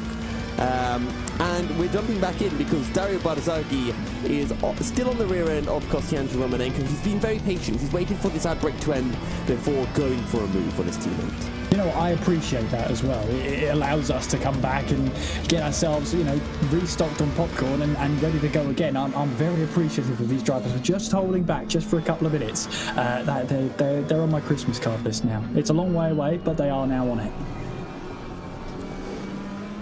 Well, the McLaren of Romanenko 3/10 ahead of Dario Barzaghi. So we're making our way into the tight chicane of turns 6 and 7. Wojciech Dvorek also still ahead of Sebastian Lucasen, 7/10 between the pair of them, but Bonacorsi is on a flyer. He's already pulled 2 seconds to Mattia Vaca. It's absolutely incredible. I mean, he's showing some really solid, consistent pace, and yeah, he's been showing that for the first half an hour, and he'll be wanting to continue that for as long as he possibly can. I mean, he is a one-driver team tonight. He'll be looking to just keep on going. He's been doing well so far, so long may it continue for him. Let's see if he can keep extending that gap. He really does need a good set of points on him, and this tonight could be his really good chance of scoring some good points to get him further up the table. Barzaghi then still applying the pressure to Romanenko. Then on the power they go, and on towards the start-finish straight, as of course Barzaghi has that little bit of slipstream. But we see from Romanenko, even with the slipstream that Barzaghi has, he just about matches that top speed. He doesn't really close in, even with slipstream. Such is the Romanenko setup here that seems to make that McLaren a very slippery car. And maybe it's just Romanenko running with a little bit less downforce. As you mentioned, it seemed a bit slippery, maybe less rear downforce, pushing the rear end of the McLaren down, and maybe it just means that he gets to go a little bit faster in a straight line and allows him to defend from Barzaghi. But it has meant that Romanenko has been prone to making mistakes. We've seen two of them so far. The first one costing him the race lead to Mattia Vacca, and the second mistake he made costing him both second and third to Marcello Bonacorsi and Alessio Cataneo. Very close together on the run out of turn 5 onwards. They go towards turn 6 and 7, and you see Barzaghi still trying to apply that pressure very close to him through turn 5, almost pushing him through there, as we now make our way on through turns 8 and then through turn 9. Again, a very difficult part of the circuit to basically try and follow each other. Two different lines being taken there by the two drivers as they now make their way through turn 10 and through turn 11. On the run they'll go towards turn 12, and as you see there, the McLaren just holding its own out there. Romanenko doing enough right now to keep himself ahead of Barzaghi. In through turn 12, back onto the power we go towards turn 13, and you see there Barzaghi just trying to fill the mirrors of the McLaren ahead of him, just to let him know this Mercedes is right on his tail. And as long as you can keep doing that as Dario Barzaghi, you can keep on applying the pressure to Romanenko, that mistake will eventually happen. And you just have to make sure you are in the right place, a perfect place to capitalize on that mistake when it does come through. And, you know, if it takes a bit of time to happen, you can start to try to work out where that mistakes is likely to happen from Romanenko, work out where he's weak and work out where you really want to be applying the pressure and bring your front end as close to the rear end of the McLaren as possible. Indeed, and Barzaghi will have seen that Romanenko's start to this race hasn't been setting the world alight. You see Barzaghi really attacking the apex of the corner there, straight lining it, arrowed towards the apex of turn 2 there, never looked back, as we see another interesting battle for 9th place. This battle's been going on as well. Yep, as you said, Kieran, it's the battle for the wooden spoon, and wood is a very durable material. This battle is going to be going on for quite a while as well. 6/10 between Dvorak and Sebastian Lucassen. McLaren against Aston Martin, and it is Dvorak's McLaren that is ahead currently. Fast lap for Dvorak so far, 46.4. Fast lap for Lucassen so far, a 46.3. These two drivers are very evenly matched. We'll see whether that changes once Wojtek Dvorak jumps out of the car and Teddy Franks jumps in, and maybe this will be a battle that goes all the way to the end of the race. I'm really hoping it does, because it's been great between them so far. We've seen, Lucassen there. He's the one on the attack. He's the one trying to get past, and we've seen 2 attempts so far from Lucassen, and they both haven't quite prevailed. Maybe third time really is the charm for him. We'll have to wait and see. Yeah, well, we've seen Lucassen almost hitting Dvorak a couple of times, as you mentioned, down into turn 1. He got very squarely with the rear end, under braking as he tried to pull off a little bit of a dummy, ended up dummying himself in the process, as he almost hit the back of Dvorak and then almost hit the wall stack on the mid part of turn 1. However, he's closing back in, and he can learn from those mistakes and use those to improve on his attacking maneuvers for the next time he tries to find a way through. Actually, he's made a bit of a mistake this time round, and he's now over a second behind Dvorak. Yeah, and for Lucassen, he just needs to try and get himself into that right frame of mind. He's in that car for the entire race, so he wants to be making sure that he just irons out those little mistakes, because in the long term, those little mistakes, if they don't get ironed out, they will cost you 10th of a second per lap, and that adds up over a long 2-hour race. I'm loving the 4-camera split screen. We have this battle between Dario Barzaghi and Konstantin Romanenko on the left of your screen. In the top right, the battle between Wojtek Dvorak and Sebastian Lukasen. And then in the bottom right, I believe, is your race leader, Marcello Bonacorsi. Yeah, and what a charge he is on right now, just ever extending his gap at the top of the standings. Really is enjoying himself out there, really consistent, and, well, any for his thoughts, Yusuf? He must be really enjoying his time out there, constantly extending the gap, constantly consistent. He's loving it out there. Absolutely, and back at Monza, the race that was sadly voided, he was running in second, he was having a really good time. And then at Zolder, that pace just seemed to diminish, and we thought, okay, well, maybe for Bonacorsi, that Ferrari, or he just doesn't find himself as comfortable on these lower speed circuits. But then we went to Kyalami, and it was more of the same, another 6th place finish for the Italian. And here at Hungaroring, a tight circuit, more similar to Zolder than it is to Monza. And he's absolutely flying. He's been incredible. Maybe it's just he had more time coming into this race weekend or this race day, and he's just been able to get his setup absolutely perfect. As we have our first drive-through of the race going over to Sebastian Lukasen, and well, sadly, that's going to put a bit of a damper on this battle for P9. Yeah, it will do, and you know, I was talking about ironing out those mistakes, and unfortunately those mistakes are going to come back to bite him. Those little bits of track limits have all added up, and unfortunately he's earned himself a drive-through penalty, so he has to serve that within 3 laps of being awarded it. So he's still got a bit of time on his side, but you know, he'll want to try and get past Dvorak in the first instance. He's 1.1 seconds behind, but with a drive-through penalty, that's going to put a real damper on his race tonight. Still an hour and 20, still not over for him, but he'll be absolutely gutted about that one. On the plus side, it's not a stop-go penalty, and the pit lane isn't the longest here at Hungaroring. Once we make our way to Spa, that's the one track you don't want to be picking up a drive-through, because that costs you probably about a minute in total. It's absolutely ridiculous. So Lukasen, I think, just coming to the pits as soon as he can, serve that drive-through, and then try to reclaim the 20 seconds or so that you would have lost to Dvorak in this battle. Yeah, and that's just a little fun challenge for him, I guess. Lukasen really just mounting all the odds against him so that he can come back like a phoenix, rising from the ashes and take away that 9th place spot from Dvorak and co. And, well, we'll have to wait and see. This is a heck of a storyline developing with 1 hour and 19 minutes left on the clock for one driver, though, Bonacorsi. Such a storyline is now over 4-second lead ahead of Vaca, enjoying himself out there, making it look easy as well. That's the other thing. That consistent pace is not easy on tyres that are wearing out. When you're approaching that pit window now, your tyres are not going to be in the greatest condition. They can still do the job, but to be consistently doing the lap times he's doing is phenomenal. So something I do want to bring up now is the idea of pit strategies, because this could all play a big factor. For all we know, Bonacorsi is running much lighter on his Ferrari than the Bentley is. As a result, it can be a little bit kinder on the tyres as well. So once we do get to the pit stop stage, we're going to have to take a look as to when this Ferrari pits relative to the Bentley, relative to the BMW. And then, of course, these cars will have different fuel consumption rates. They're going to be in the pits for different periods of time. I think the Bentley is one of the kinder cars to its fuel load, so it might be in the pits for a little bit less time than the Ferrari and BMW, but we'll have to wait and see once the pit cycles come around.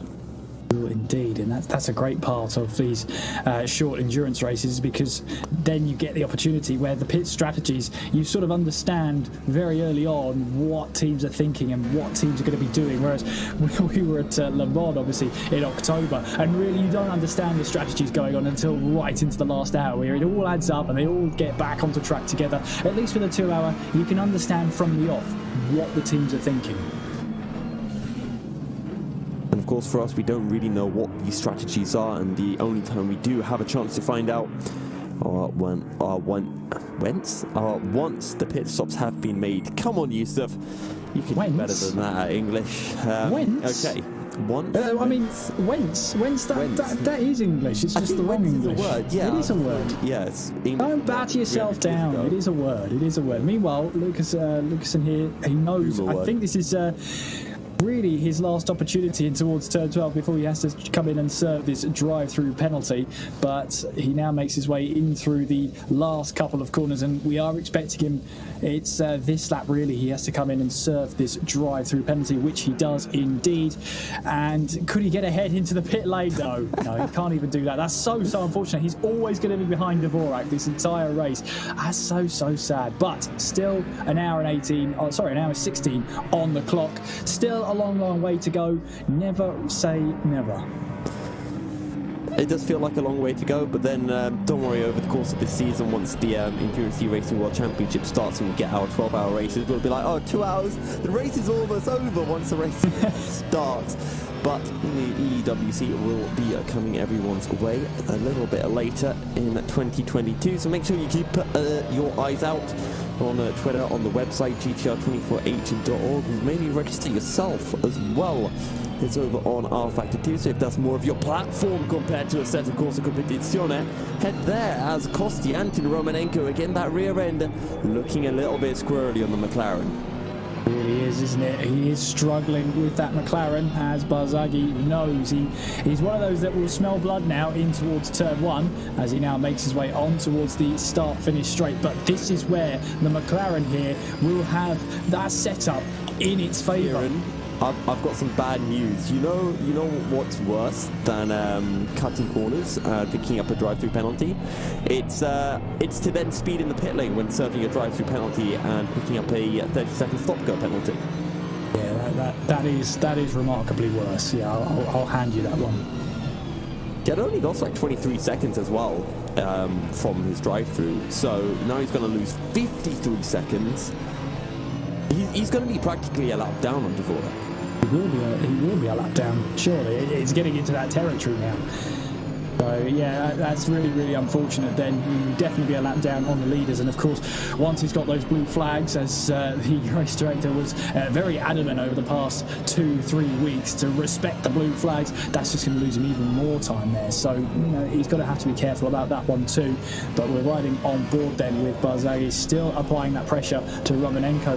And you get the feeling that maybe Barzaghi's getting a little bit frustrated because he knows overall he's got the quicker car. Through these corners, he's managing to catch this McLaren. He sees Romanenko making those errors, the back end getting twitchy, but he's not able to close in because the McLaren, where it's a little bit twitchy in the corners, it's set up perfectly for the straights that he can actually pull away from the Mercedes, even though the Merc has some slipstream. I think the key thing to remember is Barzaghi is the one is Romanenko, who put his McLaren on pole. Overall, we know that Romanenko has a little bit more pace than Barzaghi. The issue for Romanenko is the fact that he can't find that consistency. We talked about the rear end. We saw it in particular with Sebastian Lucas and how squirrely it was, and we were wondering if the drivers would have slightly more stable setups for the race. And well, for Romanenko, it doesn't seem that is the case, and is what's really hurting him. If he really put his head down, put in 110%, he could probably set an absolutely blistering lap time. The issue is, half of the time he'd probably make a little mistake and lose all of that time. Yeah, and you've got to find that perfect balance, haven't you, in trying to push as hard as you can, but making sure you keep yourself just in line with your limits, just 1% inside, maybe even a 1/10% inside your limits. Know where they are so that you don't make those mistakes. It's so easy for us to say up in the commentary box, but once you get going, once that adrenaline starts flowing through, it's a completely different story. I mean, speak for yourself. I make plenty of mistakes in the commentary box. I know the pain. Adrenaline rush. You're commentating over a cool little battle, and then you get your driver names completely wrong, and you look like an idiot. Yeah, well, it happens to the worst of us. Don't worry about it. It happens to the worst of us. Is that meant to be a positive thing, or is that negative? It's your interpretation. That's the most powerful thing in this statement, for sure. But there is Romanenko again, still managing to hold his ground, but of course he's still leading the way. 7.5 seconds separates himself and Vaca right behind. Again, that Merc looking ominous in the rear-view mirrors of Romanenko. Back onto the power, he will go up towards the final corner, and we're getting into 70 minutes to go in this race. We're just awaiting for that that pit window to open. We're not far away from it. I just wonder what sort of strategies are going to be on the table here. I'm thinking Barzaghi has got to try something different. He's going to do something that Romanenko isn't going to do. Maybe that's the only way he's getting past this McLaren. Imagine if they pit on the same lap time and Barzaghi manages to leapfrog Romanenko.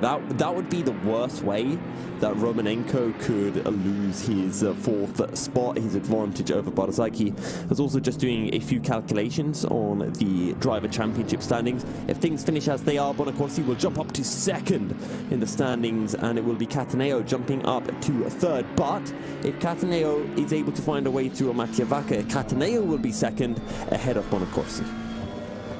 It's all in the balance then. Bonacorsi knows it's in his best interests to make sure he gets this car to the checkered flag first, and he's doing a mighty good job of that so far as we approach half race distance. Romanenko here again looking behind him. Barzaghi, this is a familiar sight we've seen, the battle for fourth place as they now make their way in through turns 8 and then through turn 9. Again, that McLaren, you can see where it's not as aero dependent. It is going to struggle through these high speed corners. That's when Barzaghi is closing up. But then we get to the straights, and that McLaren is just so slippery in a straight line that it's able to match that Mercedes pace, even with the Merc having the slipstream behind. That is a very frustrating episode and a very frustrating scenario for Barzaghi, because as we've already mentioned, Yusuf, it is so difficult to get an overtake done here. You need the straights and you need your heavy braking zones in order to make the move done into turn 1, maybe even turn 2. You've got the opportunity in towards turn 12, but again, what precedes that? A little bit of a straight. It's so difficult for Barzaghi to actually get this move done or even get close enough to make a move happen, as we've got Vacca who's come into the pits. That's an incredibly early pit stop from Mattia Vacca. Only 15 minutes into the race. Well, not even 50 minutes, because we still have over 1 hour and 10 minutes remaining. So Mattia Vacca, well, I think he's going to be dropping a couple of positions if he's not careful with the amount, considering how little fuel he had. He might even fall behind Romanenko after the pit stops, but Romanenko runs a bit wide on the exit of turn 2. This means that Barzaghi can get a great run through turn 3, and now he's looking on the outside, up the hill into turn 4. Surely you don't do it there. No, he doesn't. He'll slot in behind, but he's still searching for a way through on his teammate. Now he's looking for the outside into turn 5, but again, it's going to be a case of looking for the switchback, trying to get on the power, but Romanenko knows that as long as he holds the inside, there's no way for Barzaghi to find a way through.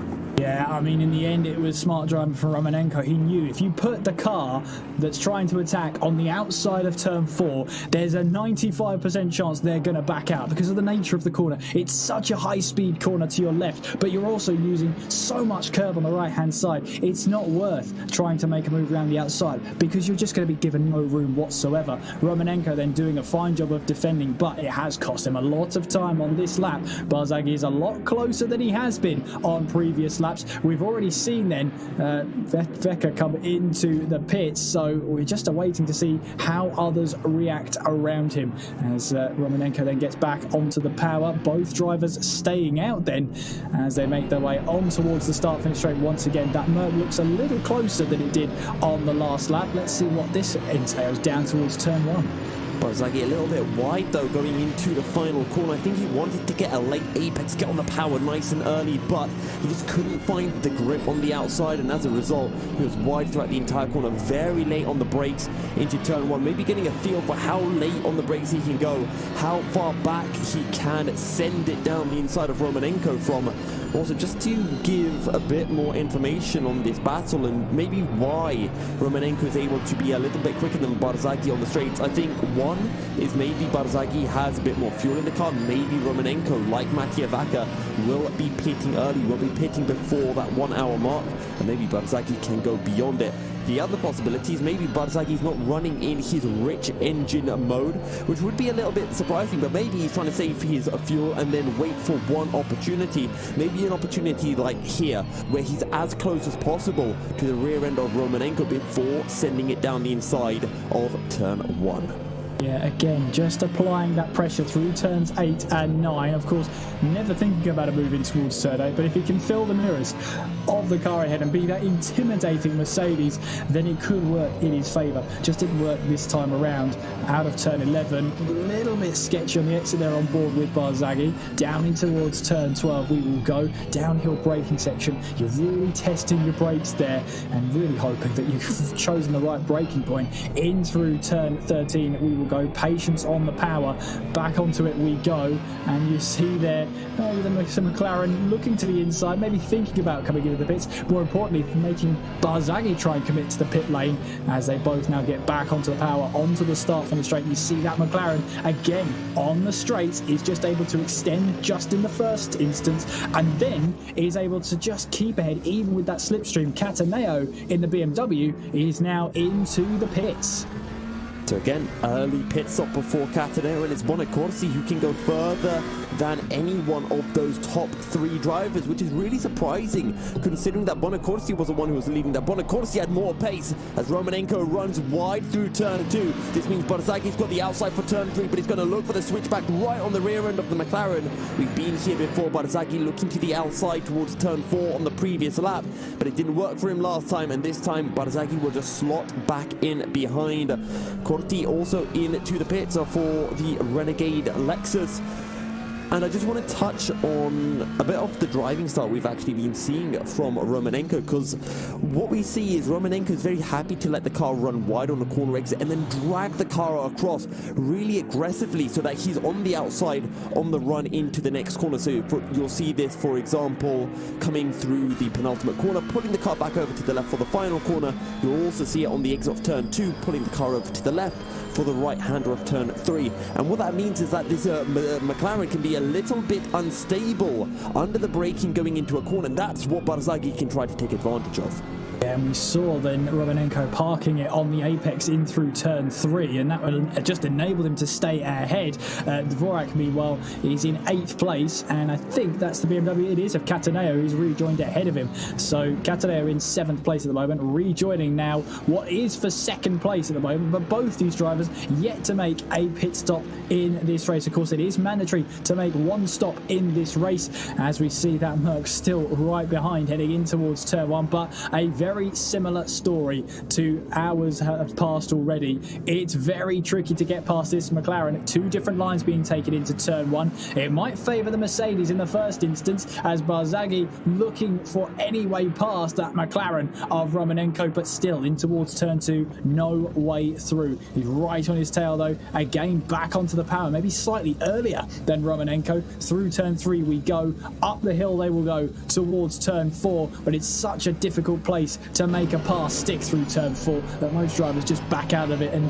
think to another corner. But Romanenko doing enough, but the more these two battle, the more it's going to favour Vaca and Cataneo, because although they're on heavier fuel, it really helps when the cars that are lighter in fuel battle. By the way, these two are practically 20 seconds behind your race leader, Marcello Bonacorsi. Also, Cataneo, he's 9.7 seconds behind Mattia Vaca, so he's actually lost 8 seconds in the pit stop. And sure, I thought the Bentley would be a little bit better on its fuel and need to put in less fuel into the car. But, oh, that's a mistake. That's a mistake and a half from Barzaghi, but he keeps it on the track. He'll lose maybe about a second in the process, but not much more. Good save from the Mercedes.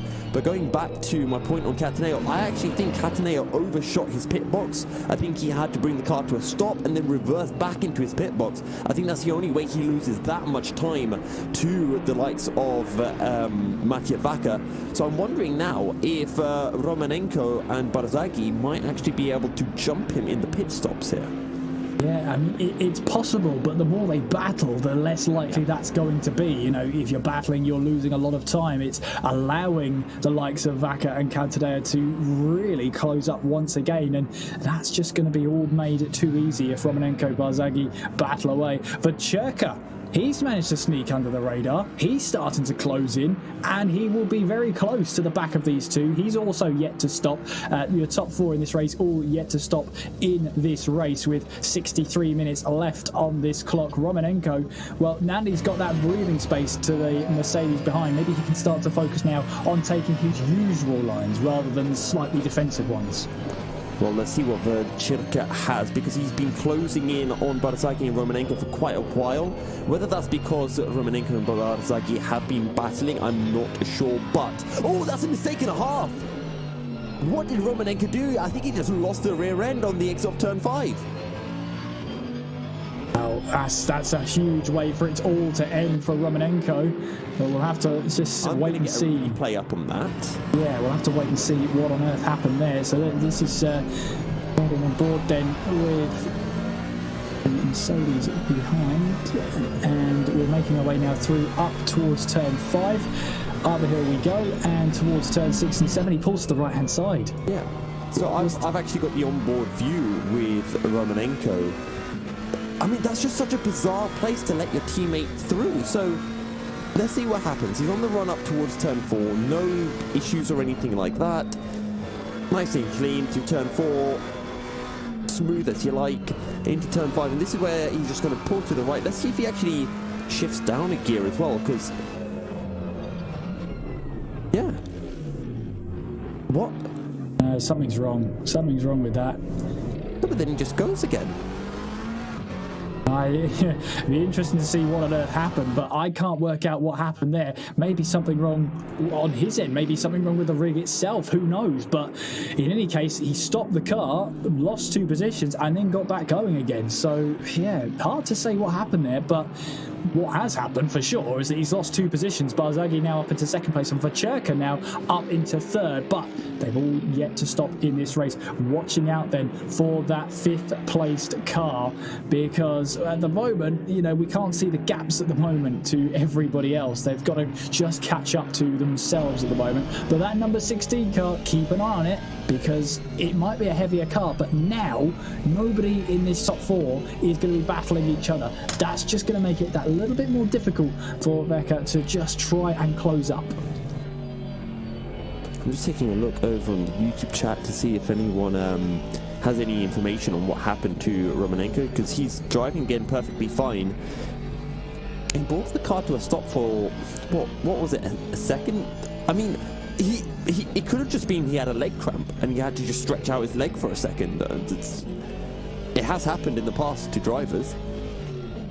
Yeah, I mean, yes, but at the same time, I think that's such an unlikely, you know, you've got so much adrenaline flowing through you that's really not a very unlikely scenario. Verchirka, meanwhile, coming into the pit lane on the stroke of the hour of the race clock, that is, as he slows it down in time for the pit speed limit line and just making his way down. But, well, pit stop's yet to happen, Yusuf. I think you know what happens next. Well, Verchirka in the pits, and it's going to be important to see once the likes of Barzaghi and Romanenko pit where they come out relative to Verchirka. Also remember, because Verchirka's pitted now, he's going to have fresh tyres on the car before Barzaghi and Romanenko. That means that he can put in some quick laps and he can possibly find the undercut on the pair of them. I say on the pair of them, just on one of them, because he was ahead of Romanenko. And as Verchirka pits, I think it's also a good time for us to jump on into a short commercial break before we return with the 2nd hour of our Sprint Series Round 4 from the Hungaroring. The GTR 24H Sprint Series, Season 2, Hungaroring, is presented in partnership with Viper Gaming by Patriot, A-Stick Sim Sport, ESTV, and Motorvision.tv.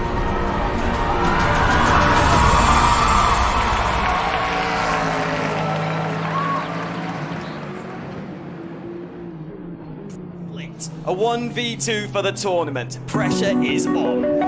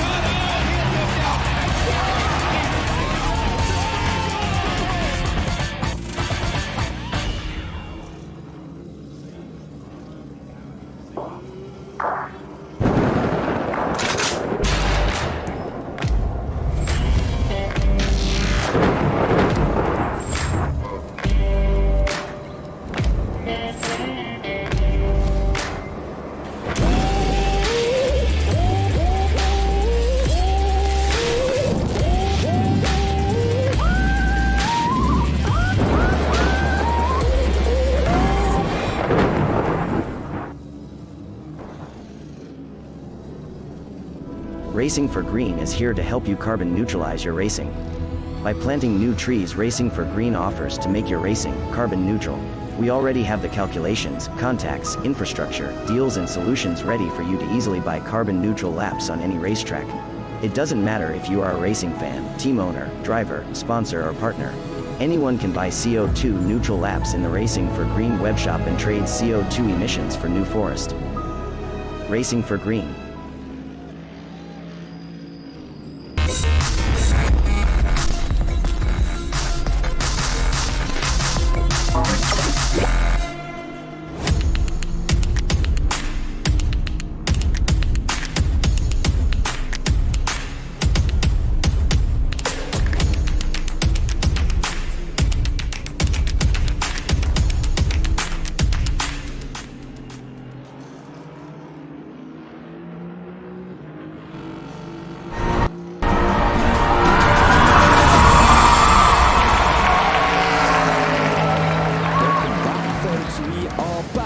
Circuit, 55 minutes remaining here at the Hungaroring, and you have not missed anything during our commercial break. Romanenko and Bonacorsi still yet to pit. They're going super long on their current stint, and I think Bonacorsi might be jumping up a couple of places as a result of it as well, Kieran. Yeah, I think so. But of course he's been so quick all night long so far, and he's just making sure now he's got the pace to really help himself out. But we've got to watch out for Vaca though, because he is not too far away. There's your standings at the moment. Then Romanenko in the lead of this race, but he has yet to stop. That's going to put Bonacorsi in second place. Vaca is in third, and it's looking, it's shaping up to be a very interesting final hour. Romanenko will have to come into the pit. It'll be interesting to see where he rejoins in that battle as well. He's made a couple of mistakes. We saw just before the commercial break, Yusuf, a very odd occurrence out of turn 5. Yeah, and we saw Romanenko go through turn 5, all fine. He then pulled over to the right, brought the car to a stop for about a second before going again. So he lost about 10 seconds in the process, and we have no idea why Romanenko did that. It could have been anything from a leg cramp to, I don't know, maybe his mum asked him to grab something off a shelf. There's a whole host of different issues that could have occurred for Mr. Romanenko. I feel like you said that with personal experience, Yusuf. I don't know why, but it just seems like that grabbing a book off a shelf is something that's happened to you, but I could be wrong. It has happened to me. It's not happened during a race. As I'm rather tall, my mum's Italian and she's rather short. So there have been various instances in my life where my height services have been required. Height services? Yes. That's what I should call what I am then. Yes, I'll use my height services to get that for you. Yeah. It sounds very professional, doesn't it? It sounds professional. It sounds too professional for me, though. That's for sure. That is for sure. No, I'll just use my height services to get that off for you. You know what, Yusuf? Yes, I am going to use that, actually. I've changed my tune. I'm going to use it. I don't know when, I don't know where, but I'm going to use it. Yeah, I need to add it to my Twitter bio. Also, contact me for my height services at milkyserial@heightservices.co.uk. Height, so it's its own company. It's a company, yeah. It's a right. public limited trading company or whatever it's called. Bizarre things can happen in GTR 24H, and that's just in the commentary box. That is for sure. That's also business ideas are part of the race, right? Well, yeah. I mean, in the UK, the UK, they've got The Apprentice on right now. I mean, we could pitch that idea to them. Height Services Limited. Yeah. What could go wrong? What could go wrong? We'll bring it on Dragon's Den. What could go wrong? Yeah, we just had a really good idea from Pete as well. Apprentice. I think we should get people in the YouTube chat to drop to us their business ideas, and then we can review them. And if we think they're good, we can just steal them as well. Yeah, that's it. This was all a ploy in the first hand, just to get some business ideas. So that's all it was. That's all it was. Bonacorsi, meanwhile, we're watching him making his way through the final corner. Technically, he is in the net lead of this race. The gap between himself and Romanenko is relatively short, but he is the net leader of this race. But Vaca right behind him there. That looks a lot less than 7.5 seconds, 8 seconds, which it was at the turn of the pit stops. Of course, Bonacorsi running quite long into this race. Vaca pitting at around about 68 minutes left on the clock. so he pitted very early. He's got to make sure that those tyres are in good nick for the end of the race. And the really surprising thing about that is it means that Bonacorsi, the gap that he was pulling was so necessary, because otherwise he could have been leapfrogged by Vaca, who pitted before Bonacorsi as well. So I guess Mattia Vaca with fresh tyres has been able to close down that gap somewhat, but he will have slightly older tyres than Bonacorsi now. It should be easier for Bonacorsi to stretch that lead back out. Cataneo trying to close in on Vaca as well. And as we mentioned before, Bentley very good over a race just because of the pit stops. It's got to put a little bit less fuel in the car. Quite nice on its fuel, or at the very least Mattia Vaca has been very nice on the fuel. He gained 8 seconds to Cataneo over the pit stop, and he only pitted a couple of laps before Cataneo as well.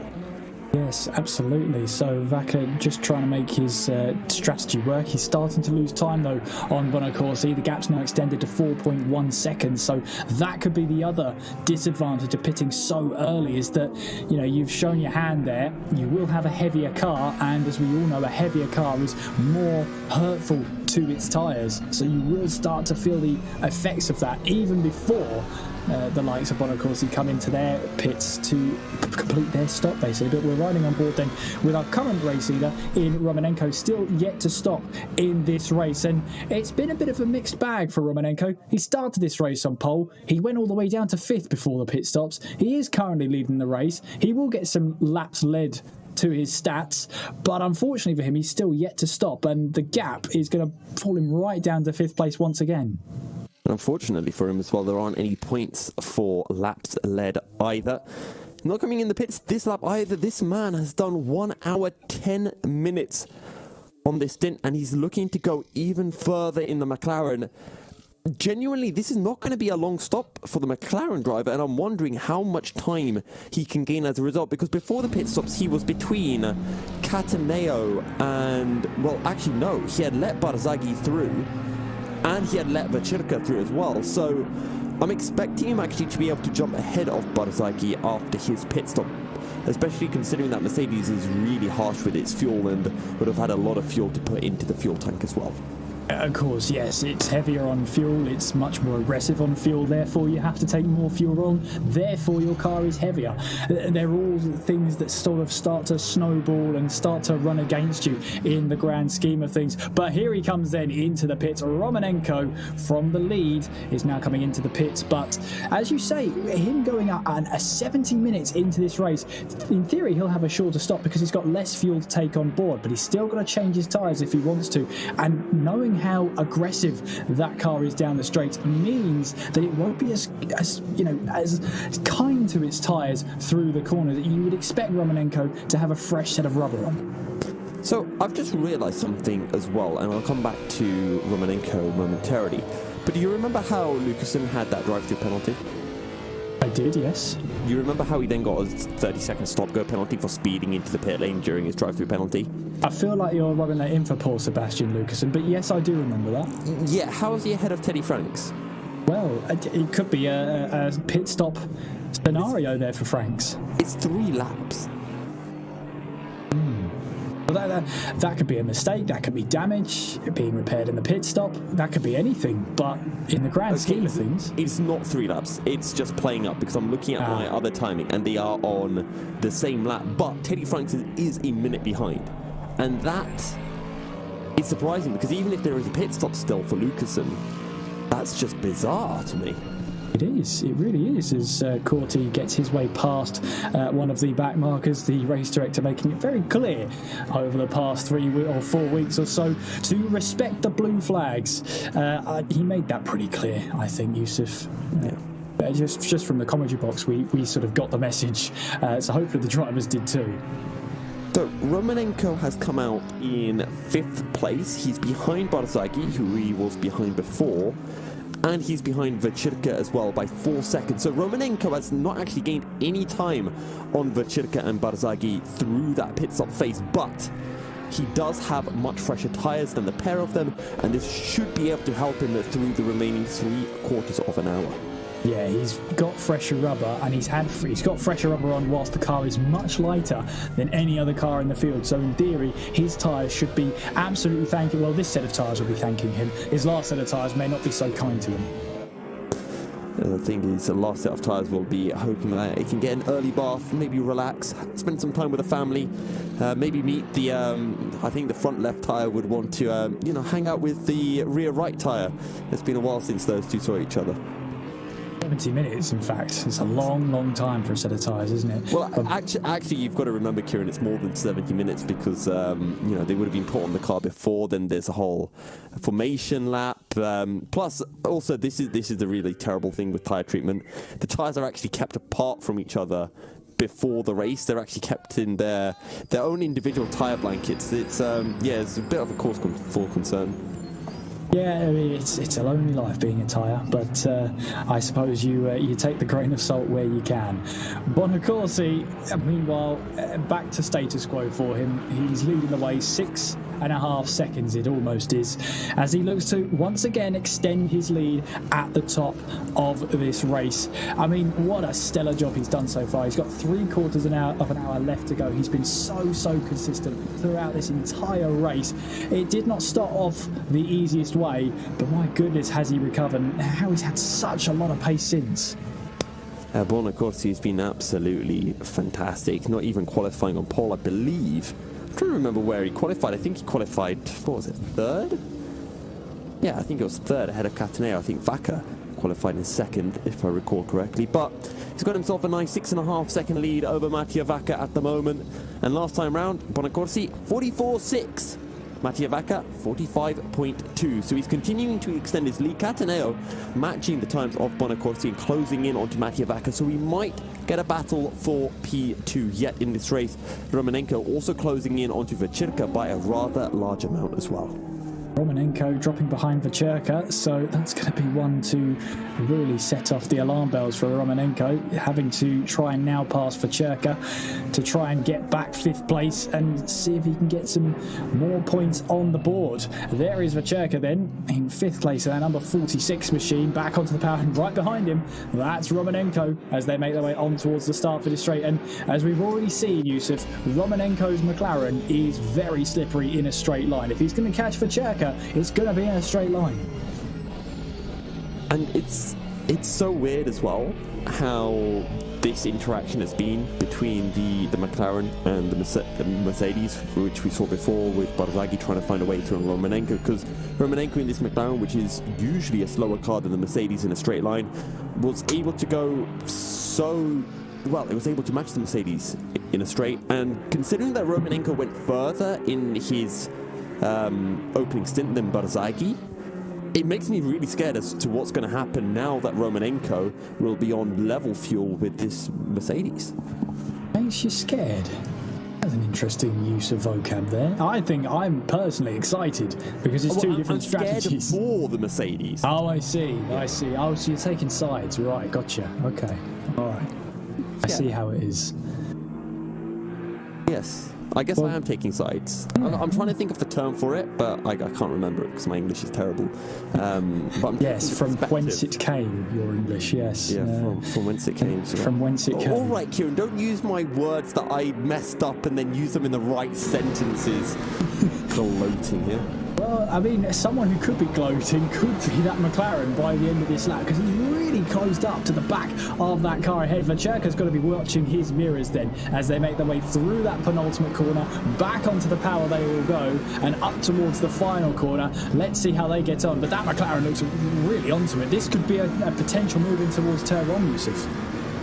Absolutely, and we already talked about that McLaren straight line speed so far this race. And does the Aston Martin hold a chance? Romanenko over a second a lap, they're quicker than Vechirka. He has a little look to the inside, but too far behind this time around to make a move happen. Vechirka actually running a little bit wide through turn 1, but Romanenko unable to capitalize on it as the duo make their way down the hill towards turn 2. Vechirka still holding on to P5 ahead of Romanenko. Both of them are actually looking to run a bit wide, but it does look like Vechirka just struggling with the front end of the car a little bit more than the Ukrainian driver. And they now make their way up the hill towards turn 4, and again, a very difficult place to get right. You want to keep your foot planted, but you know you've got to yield at some point as you're hurtling towards turn 4. The drivers now make their way back up the hill. Vacherka's got a battle on his hands, heading up towards turn 6 and 7. He's just got to focus on his own lines, but Romanenko is not going to make this easy as we head our way through turns 8 and through turn 9. Again, we've seen it before. Romanenko, his car isn't really set up for these high-speed flowing sections of corners. Where it is set up majorly for are the straight lines. Coming down towards turn 12, I don't think he's close enough yet to try moving towards Vacherka in through turn 12, but he can brake mighty late and close up mightily more for a second bite of the cherry down the start-finish straight. Well, this is the closest that Romanenko has been to Vacherka since the pair made their pit stops a few laps ago. And Romanenko just shows his nose down the inside into the final corner, just trying to put off the Italian. And he's got a good exit onto the start-finish straight, surely. This is his moment to take the lead. Vacherka, will he go defensive? And it doesn't look like the Italian will. Romanenko will pull his car to the inside and send the McLaren up the inside into turn 1 and up into 5th place. Yeah, nice move from Romanenko to take away 5th place from Vacherka, and having another look at that was cool, it was measured, and for a sense of Vacherka, he didn't really prevent this one. He could have gone defensive here, but he soon realised that maybe it was just a little bit futile. It would have cost him too much time. He's happy with the points he's going to be picking up, but for Romanenko, that's a pass that needed to be made. He can now press on for the last 40 minutes, see how much time he can make up. It's 12.6 seconds between himself and Barzaghi. That's a heck of a mountain to climb, but 40 minutes to go, I wouldn't rule anything out. And Barzaghi's actually been going fairly quickly as well, 45.1. He's actually quicker than Mattia Vacca in P2. So let's see what Romanenko can do with his McLaren and see whether he can close in on to Barzaghi. 40 minutes remaining. That's the equivalent of about 25 laps here at the Hungaroring. Someone else who's closing in is Alessio Cataneo, who's now just a couple of seconds behind Mattia Vacca, been closing in by about half a second a lap on his ballast teammate. Absolutely is, and we will something to keep our eye on for the remainder of this race. I mean, this is the part where strategies are going to start to take into effect towards this end of the race. You're going to see gaps closing up, you're going to see gaps extending, and there is Vacherka then making his way on towards the start finish straight, and you can see already that McLaren, let's see the gap towards the line. It's 1.2 seconds already after one lap. That's how quick Romanenko was, and he now makes his way down in towards the first turn. In terms of him being behind Barzaghi, it's stable, the gap at the moment, still 12.2 seconds, but again, 40 minutes, in a sprint race where you're just throwing everything at it. With a sprint race, you're basically telling the driver, quali laps every single time. That's what happens when a driver sees sprint race. They'll do quali laps, they'll get moves done quickly, they'll be more aggressive, and with that comes more of a risk of those mistakes creeping in, especially towards the end of the race. Absolutely, and we've seen those mistakes, a lot of those mistakes actually coming from a certain Konstantin Romanenko. He lost his lead. Remember, he took pole, he looked really good in qualifying, but an early mistake on lap 2 lost him the lead, then another mistake lost him P2 and P3, and then he lost P4 as well to Barzaghi and Vacherka when he pulled off the racing line, brought his car to a stop for a few seconds. We still don't know why exactly he did that. It could have been a large number of issues.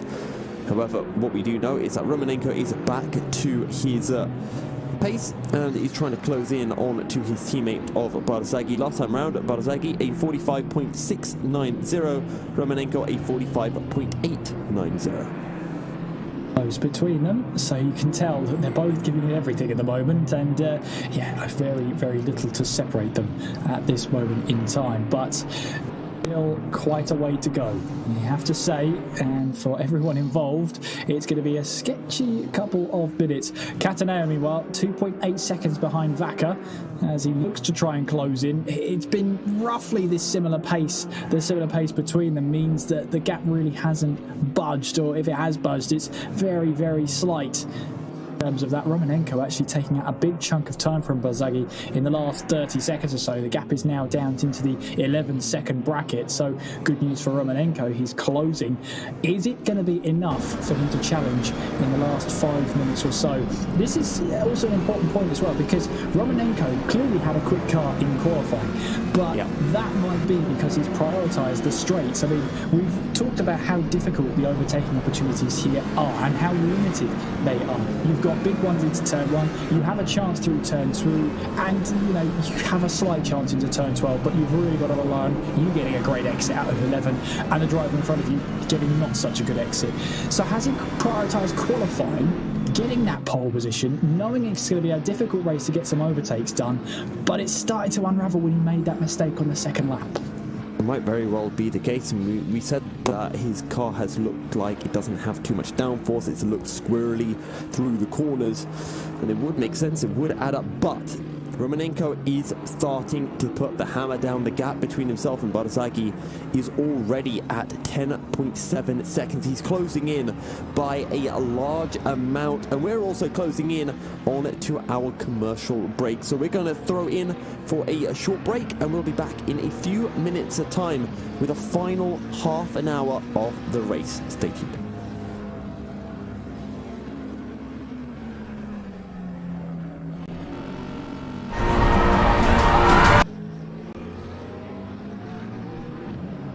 I guess. The GTR 24H Sprint Series, Season 2, Hungaroring, is presented in partnership with Viper Gaming by Patriot, A-Stick Sim Sport, ESTV, and MotorVision.tv.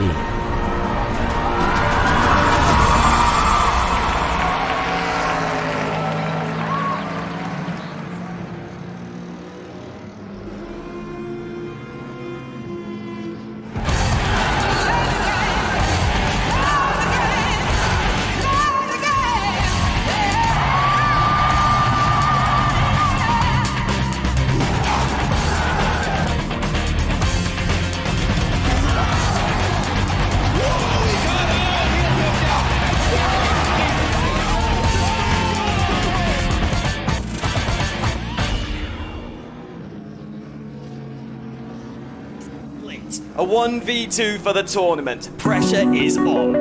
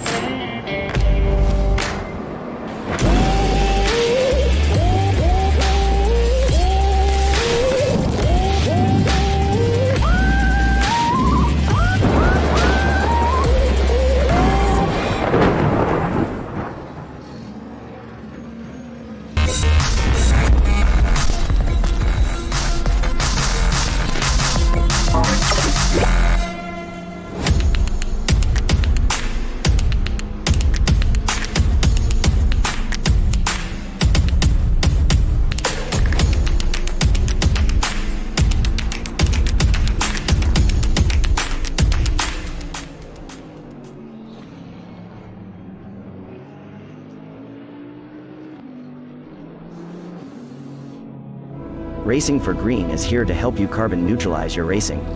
By planting new trees, Racing for Green offers to make your racing carbon neutral. We already have the calculations, contacts, infrastructure, deals and solutions ready for you to easily buy carbon neutral laps on any racetrack. It doesn't matter if you are a racing fan, team owner, driver, sponsor or partner. Anyone can buy CO2 neutral laps in the Racing for Green webshop and trade CO2 emissions for New Forest. Racing for Green.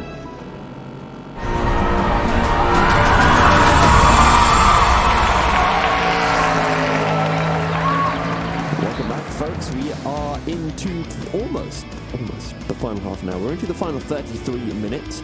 32 minutes and 20 seconds remaining, and it's ticking down as well. Marcello Bonacorsi continues to lead from Mattia Vacca and Alessio Cataneo, but Cataneo is closing in onto Mattia Vacca last time round. Cataneo taking 4 tenths out of his Ballas teammate, and maybe Kieran will be having a battle in about 10 minutes time. We may do. I mean, Cataneo is closing in now at a rate of knots, so I wouldn't be surprised to see that sort of battle developing in towards the last half an hour. But this really has been a story of the Ferrari that could. I mean, what a drive so far from Bonacorsi. He continues to extend his gap, and looking at his lap times, Yusuf, he has been as consistent as he's been at the very start of this race. Absolutely, and it's a bit of a shame that we haven't had the likes of, I want to say, Pierluca Amato, George Boothby. I'd say Ahmed Hosseini, but I think Ahmed Hosseini would be quick enough.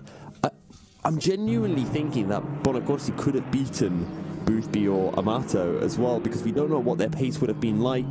Also remembering that Amato was in the BMW, Boothby was in the McLaren. Both cars are being nerfed, which would mean that Bonacorsi's Ferrari would stand an even better chance against them. We've seen what's happened with Romanenko. Yes, he was able to put it on pole, but his race pace in that McLaren just has not looked the same. Bonacorsi, though, absolutely impeccable in his Ferrari so far. It's been a fantastic drive from him. Cataneo, though, still closing in on Mattia Vacca, and the gap just over a second between the pair of them. And Cataneo will now really be starting to feel the effects of slipstream and should be able to close in a little bit quicker onto Vacca, and then he's going to start to feel the wonderful thing that is dirty air. Yeah, dirty air, which is, well, not as bad.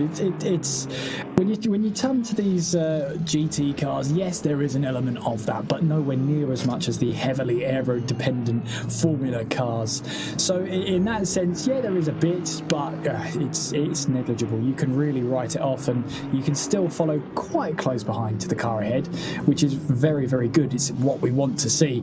In terms of Vacherka, though, he has unfortunately waved Romanenko goodbye. Even in the commercial break, he's now 8.5 seconds back from Romanenko, and Romanenko himself is 9 seconds back from Barzaghi, so he is closing in, and by my calculations, which we never rely on, he's going to catch him before the end of this race for sure. That's going to be a battle we need to watch for 4th place. As well as that, Vacca is being closed in by Cataneo. The gap is less than a second now. 2 teammates ready to do battle all over again. Shades of the beginning of the race. The shades of purple across the top 5 of our race. All 5 Ballas drivers in the top 5, just like they were in qualifying. But the order is still yet to be decided. Cataneo last time round taking another 2 tenths out of Mattia Vacca. 9 tenths between the pair of them, and I actually caught Cataneo running a little bit wide on the exit of turn 12. I think it cost him a little bit of time as well. But this battle, I'm sure, will be raging on. Alessio Cataneo, definitely the quicker of the 2. He is in the BMW, Mattia Vacca in that Bentley. And we'll see whether Cataneo can find a way through. Cataneo, if he jumps up into second in the championship, or if he jumps up in second this race, he will take second in the championship over his teammate Bonacorsi, who is also looking to jump up from, I think it's a P5 that he's currently sitting. Absolutely, and Romanenko here, he wants to make sure this gap is closing and closing lap after lap, second by second. He wants it coming down, and that's in his best interests, because as long as it's coming down, that means he's got a chance of closing and passing Barzaghi for 4th place, and a little bit of retribution as well coming into that. Gap is currently 9.3, riding on board now with Cataneo, who again 9 tenths behind Vacca at the moment, as we ride our way through in towards that fast right-hander of turn 11, onwards now towards turn 12. This is Cataneo now, maybe sizing up a move, ready for the start-finish straight. We'll have to wait and see. Vacca will have his rearview mirrors very much full of a certain BMW behind. I'm sure it's a familiar BMW as well. I'm sure these two practice together a lot, both from the same team. They'll know each other well. They'll know each other's driving style. And this is the first time that Alessio Cataneo has been within striking distance of Mattia Vacca. As we enter onto the start-finish straight, we start a new lap 52 of the race. But Alessio Cataneo too far behind to have a send down into turn 1, but you can see how much he goes. Under braking, he taps the rear end of his teammate. He's going to bring the car to a stop, but that's cost Mattia Vacca so much time, and Barzaghi is probably going to close in by a good 5-6 seconds to the pair of them. Oh, that's Cataneo. That's rule 1 of teammates. Do not crash into each other. He's broken the golden rule as Cataneo. He will not be the most popular man in that team ballast debrief room. Right now, they're going to put everything behind them and just keep going. They can't let that disrupt them. Barzaghi's going to close in. In turn, Romanenko, who's closing in on Barzaghi, will also have his eyes lighting up. He will have seen that gap coming down to himself and Cataneo and thinking, what on earth has happened there? Well, what on earth has happened is one of Romanenko's best scenarios. The two cars that really he has a chance of, and really an outside chance of trying to battle, and it really is outside chance, may have just been brought indoors a little bit more. I'm just looking down in the TeamSpeak channel. Cataneo and Bonacorsi, they're actually both in the same VC, but they're both muted, so they won't be having any communication with Mattia Vacca currently. So it's something interesting in some of the times that I've done some online racing with a teammate, actually Sandro Van Sant, who races in the series. You know, usually when someone hits you, you start swearing, you start cursing. But when you're with a teammate, when you're with a friend and they hit you, you just end up laughing for some reason at how stupid they are. And it's quite entertaining. And then you swear at them after the race. Yeah, leave it till afterwards. Well, let's see what happens then. Take 2, and hopefully for this time we get a bit of clean racing action. On towards the start-finish straight we will go. Is this another chance then for that BMW to look for a move down the inside? It's a little bit too far back this time around, so Vacca's going to hold on to second place. Cataneo then holding on to third. Barzaghi, meanwhile, well, that gap was tremendous between second and third, and then down to fourth. That's now less than 10 seconds. Romanenko just over 7.5 seconds back from Barzaghi. I have to think this is going to be an accordion effect. I think second and fifth are going to close back up in towards the final 5 minutes. I'm all for it. Yeah, it's going to be really interesting to see how this plays out, because if Romanenko can get through on Barzaghi quickly, he's really got a shot at even getting P2, depending on how hard these two battle. Bonacorsi 20 seconds clear of Vacca and Cataneo. We've also got another battle because Ceredi is closing in onto Vacirca. Last time round taking 7/10 out of his Renegade teammate. But look at Cataneo, and the key thing to remember is you saw how much Cataneo was able to close in onto Mattia Vacca under the brakes. Cataneo super confident on the brakes compared to Mattia Vacca's Bentley, and that might just be a car thing, but it's going to give a very, very clear opportunity for Cataneo to overtake Vacca down the inside into turn 1. Yeah, it might do. It might just be that little spark that Cataneo needs to get himself past and basically make sure that Barzaghi and Romanenko do not catch him. That's going to be an important one as they now make their way into turn 13. And again, trying just to find that grip out there, back onto the power as we ride on board with Vacca. Look at Cataneo all over the back of him there as they head their way through the final corner on towards that start-finish straight. Riding on board then with Cataneo. Look how hard he's wrenching that wheel just to keep it under wraps and under check as we cross over the start-finish line once again down in towards turn 1.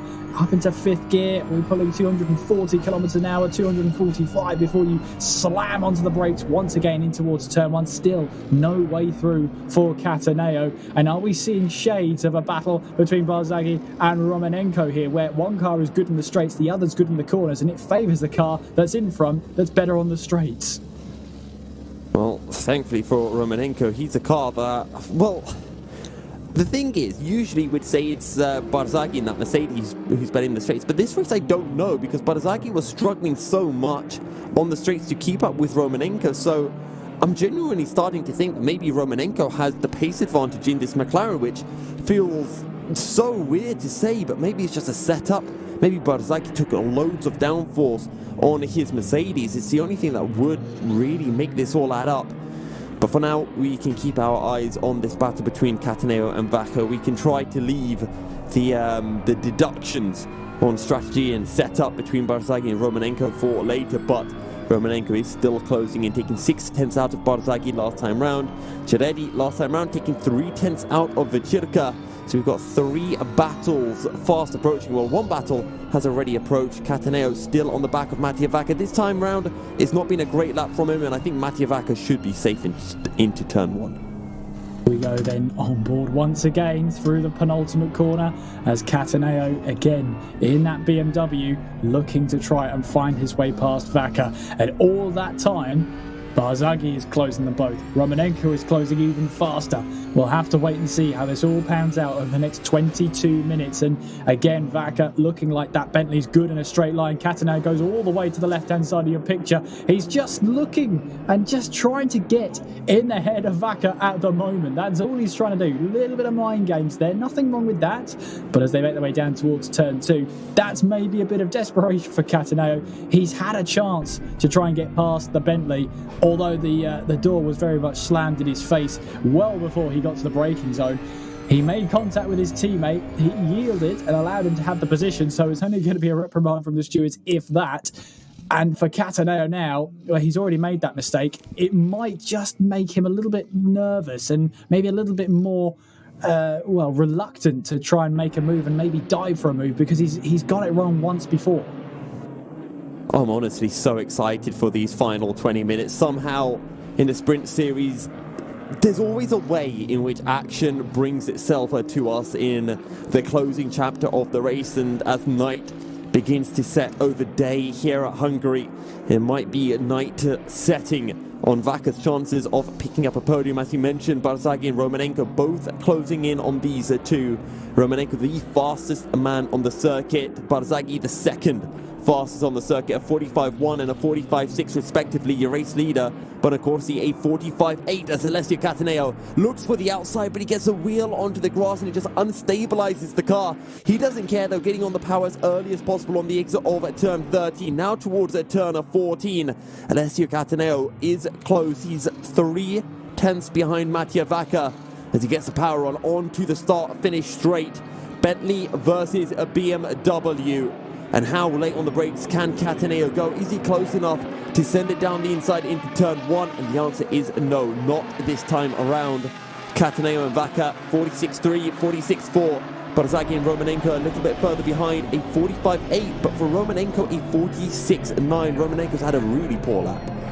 Meanwhile, battle for 6th place going on between Vechirka and Ceredi here as they make their way on towards the start-finish straight. Ceredi has been doing a good job of closing bit by bit, sector by sector, as we see the picture-in-picture battle for 2nd place as they head their way up towards turn 4. Oh my word! That's Ceredi absolutely missing his braking point, going straight into the wall there.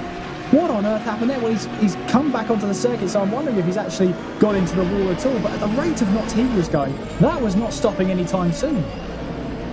I think I'm going to get a quick replay of that one up, Peter. So if you give me a second and leave my camera to its own devices, we can see exactly what happened to Ceredi, because that was bizarre. So we're riding on board, and you can see the Vechirka and Renegade rear wing, and he'll get pretty close, but I think he just outbraked himself and then just had to get back on the power so he doesn't hit his teammate in the rear. Just wondering if he hit the wall, because that's going to be the most important part, really, isn't it? You know, if he hits that wall, it is going to be, well, a disaster for him, because how much damage will there be? So here we go then, coming down in towards, well, he's left it so late. Yeah, he does make contact with the wall quite heavily. I'm not sure what's going on there, but he was still on throttle about 150 metres after his braking point. Yeah, it was bizarre, I think, is probably the best way to describe that. Yeah, it's super late on the brakes. It's almost like he just forgot he had to brake into turn 1. It could easily be a distraction of some sort. You know, it's so easy. If you're, for example, some of these drivers will be streaming or recording or whatever, and if something just catches your eye, you miss your braking points. It's so easy to do. I mean, I tried racing. I'm here for a reason. But yeah, it's just so easy to get yourself distracted when you're in a race where maybe something's not quite right or something's not gone your way. It's so easy to just tune out. But yeah, when you're just about coming up to battle someone, that's the last point, that's the last moment you actually want to tune out. But hey ho, it is what it is. Seredi did get into the wall, so how much damage, how much lasting damage he's got to carry for the next 18 minutes is, well, we'll have to wait and see how his pace is. We focus then back on this battle for second place between Vaca and Stataneo. Vaca, Cataneo, Barzaghi, 56-0, 56-0. Oh, pardon me, 56, 46-0, 46-0, 46-0. Romanenko, 45.6. Started to find his groove once again. He's trying to close in on the Mercedes. But for now, he's going to have to keep on chugging away, plugging away at that gap. 6.7 seconds. If it wasn't for that mistake he made a couple of laps ago, that gap would probably be at about 5.5 seconds right now. But 6.7 between the pair of them. The headlights are in full effect here at the Hungaroring. Bonacorsi just in a race of his own. 21 seconds clear.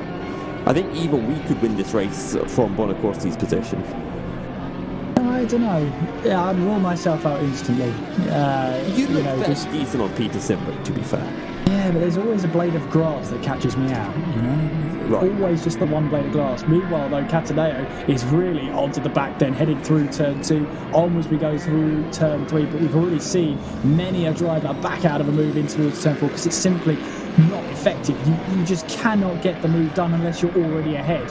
Such a difficult corner. The nature of it as well favours someone. But here goes Cataneo again, just putting us some pressure onto the inside of turn 5. I don't think he was ever going to make the move. He was never intending to make the move. But the pressure he's applying on Vaca is reaching boiling point now. Vaca's handling it well though. And by looking for those moves, you accomplish two things. One, you scare the driver in front. Mattia Vaca now has to be aware that maybe Cataneo could send it down the inside. And the other thing is Cataneo, he can learn, okay, is this actually an overtaking opportunity? Maybe if I get a slightly better run coming out of turn 4 on the next lap, I can throw it down the inside. And it's just testing the waters, finding where your strengths are, where Vaca's weaknesses are, and then being able to exploit them. 15 minutes remaining. Cataneo knows that he's never going to catch up to Bonacorsi. He can use all of his resources on just passing the Bentley in front. Yeah, and the Bentley punches one of the biggest holes in the air in GT racing, and it's still not enough for Cataneo to take full advantage of as they make their way now on towards that start-finish straight. The headlights gleaming under the sky, under the stars almost, as they head towards turn 1. But Cataneo, once again, is he looking for a move in towards turn 1? No, he is not. Braking though, we're braking late in towards turn 1. He can get the power down earlier, it looks then. Vaca then, and that looks like it could help him in towards turn 2. I just don't think he's quite close enough yet. That pressure is being applied tenfold. But Vaca is handling it well for now. Cataneo in third place, but the longer he stays behind, the more at risk he is from Barzaghi behind. In fact, the Barzaghi closing the gap hasn't been as prevalent in the last 5 minutes or so. It's stayed at around 8.5 seconds. We'll see at the next sector times if that gap is still coming down at the rate of knots that it was. 8.3, so it has stabilised at the moment. If not, it's coming down by a couple of tenths per lap. So really now Cataneo can focus on Vaca to try and get his way past. Just keep one eye on the gap behind because, as we've already mentioned, if you're battling, you're losing time. 14 minutes remaining, around about 9 laps. Ceredi back to within 1 second of the Circa. Romanenko still closing in on Barzaghi last time round, taking half a second out of his ballast teammate, but I have a feeling it might be a little bit too late. He needs Barzaghi maybe to make a mistake or two for Romanenko to really get within striking distance. It might even come down to the last lap of the race. But we've seen mistakes already so far at the Hungaroring. We might still see some more mistakes. Still a little bit of a way to go.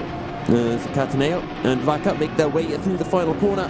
And maybe this time Cataneo is close enough. A lap car ahead, getting well out of the way. I think that is the McLaren of Teddy Franks up ahead. I'm not quite sure, as Cataneo has a little think about the inside. In the end, decides against it, as that is actually the Aston Martin of Sebastian Lucasen who moves out of the way. Is indeed, and that might have just helped out Vaca. You'll take any bit of tow, any bit of slipstream you can to stay ahead as they now make their way in through turn 2, and very aggressive braking there from Cataneo to try and steal away the apex, and very aggressive through turn 2. Full faith in the car and its setup to just throw the car in and hope it sticks. Here comes Serrati then. Does he have this time? Can he spot his braking point this time around against Vacherka? Down in towards turn 1 we go. He is braking for the corner this time around. He's got the inside line. He gets the power down, and that's what he was attending about 3 or 4 laps ago. He got it right this time around. Serrati up to 6th place, Vacherka down to 7th. Good stuff from Giretti to move up into 6th. Aston Martin versus Aston Martin, so no differences in terms of car, in terms of manufacturers. Cataneo's actually been a little bit slow on this lap. I think these two have been battling. I think Cataneo might have tried to sneak his nose down the inside somewhere. Romanenko 6 seconds behind Barzagli. Last time round actually matching Barzagli, the pair of them 45.8, 45.7. Vaca Cataneo 45.7, 45.6. So these two in 2nd and 3rd have found their pace a little bit and have got their heads down, have started to push and maintain this gap to Barzagli. Yeah, I have to say for the McLaren as well, it's not over yet for Romanenko, but the steam is starting to run out. With only 11 minutes to go, he's got just under 6-second gap between himself and the car ahead. It's starting to slow down that momentum. Momentum is still on his side, but it was not as prevalent as it was 20 minutes ago. We'll have to keep an eye on that one as we see the battle for 2nd place exiting turn 1 on the run down towards turn 2.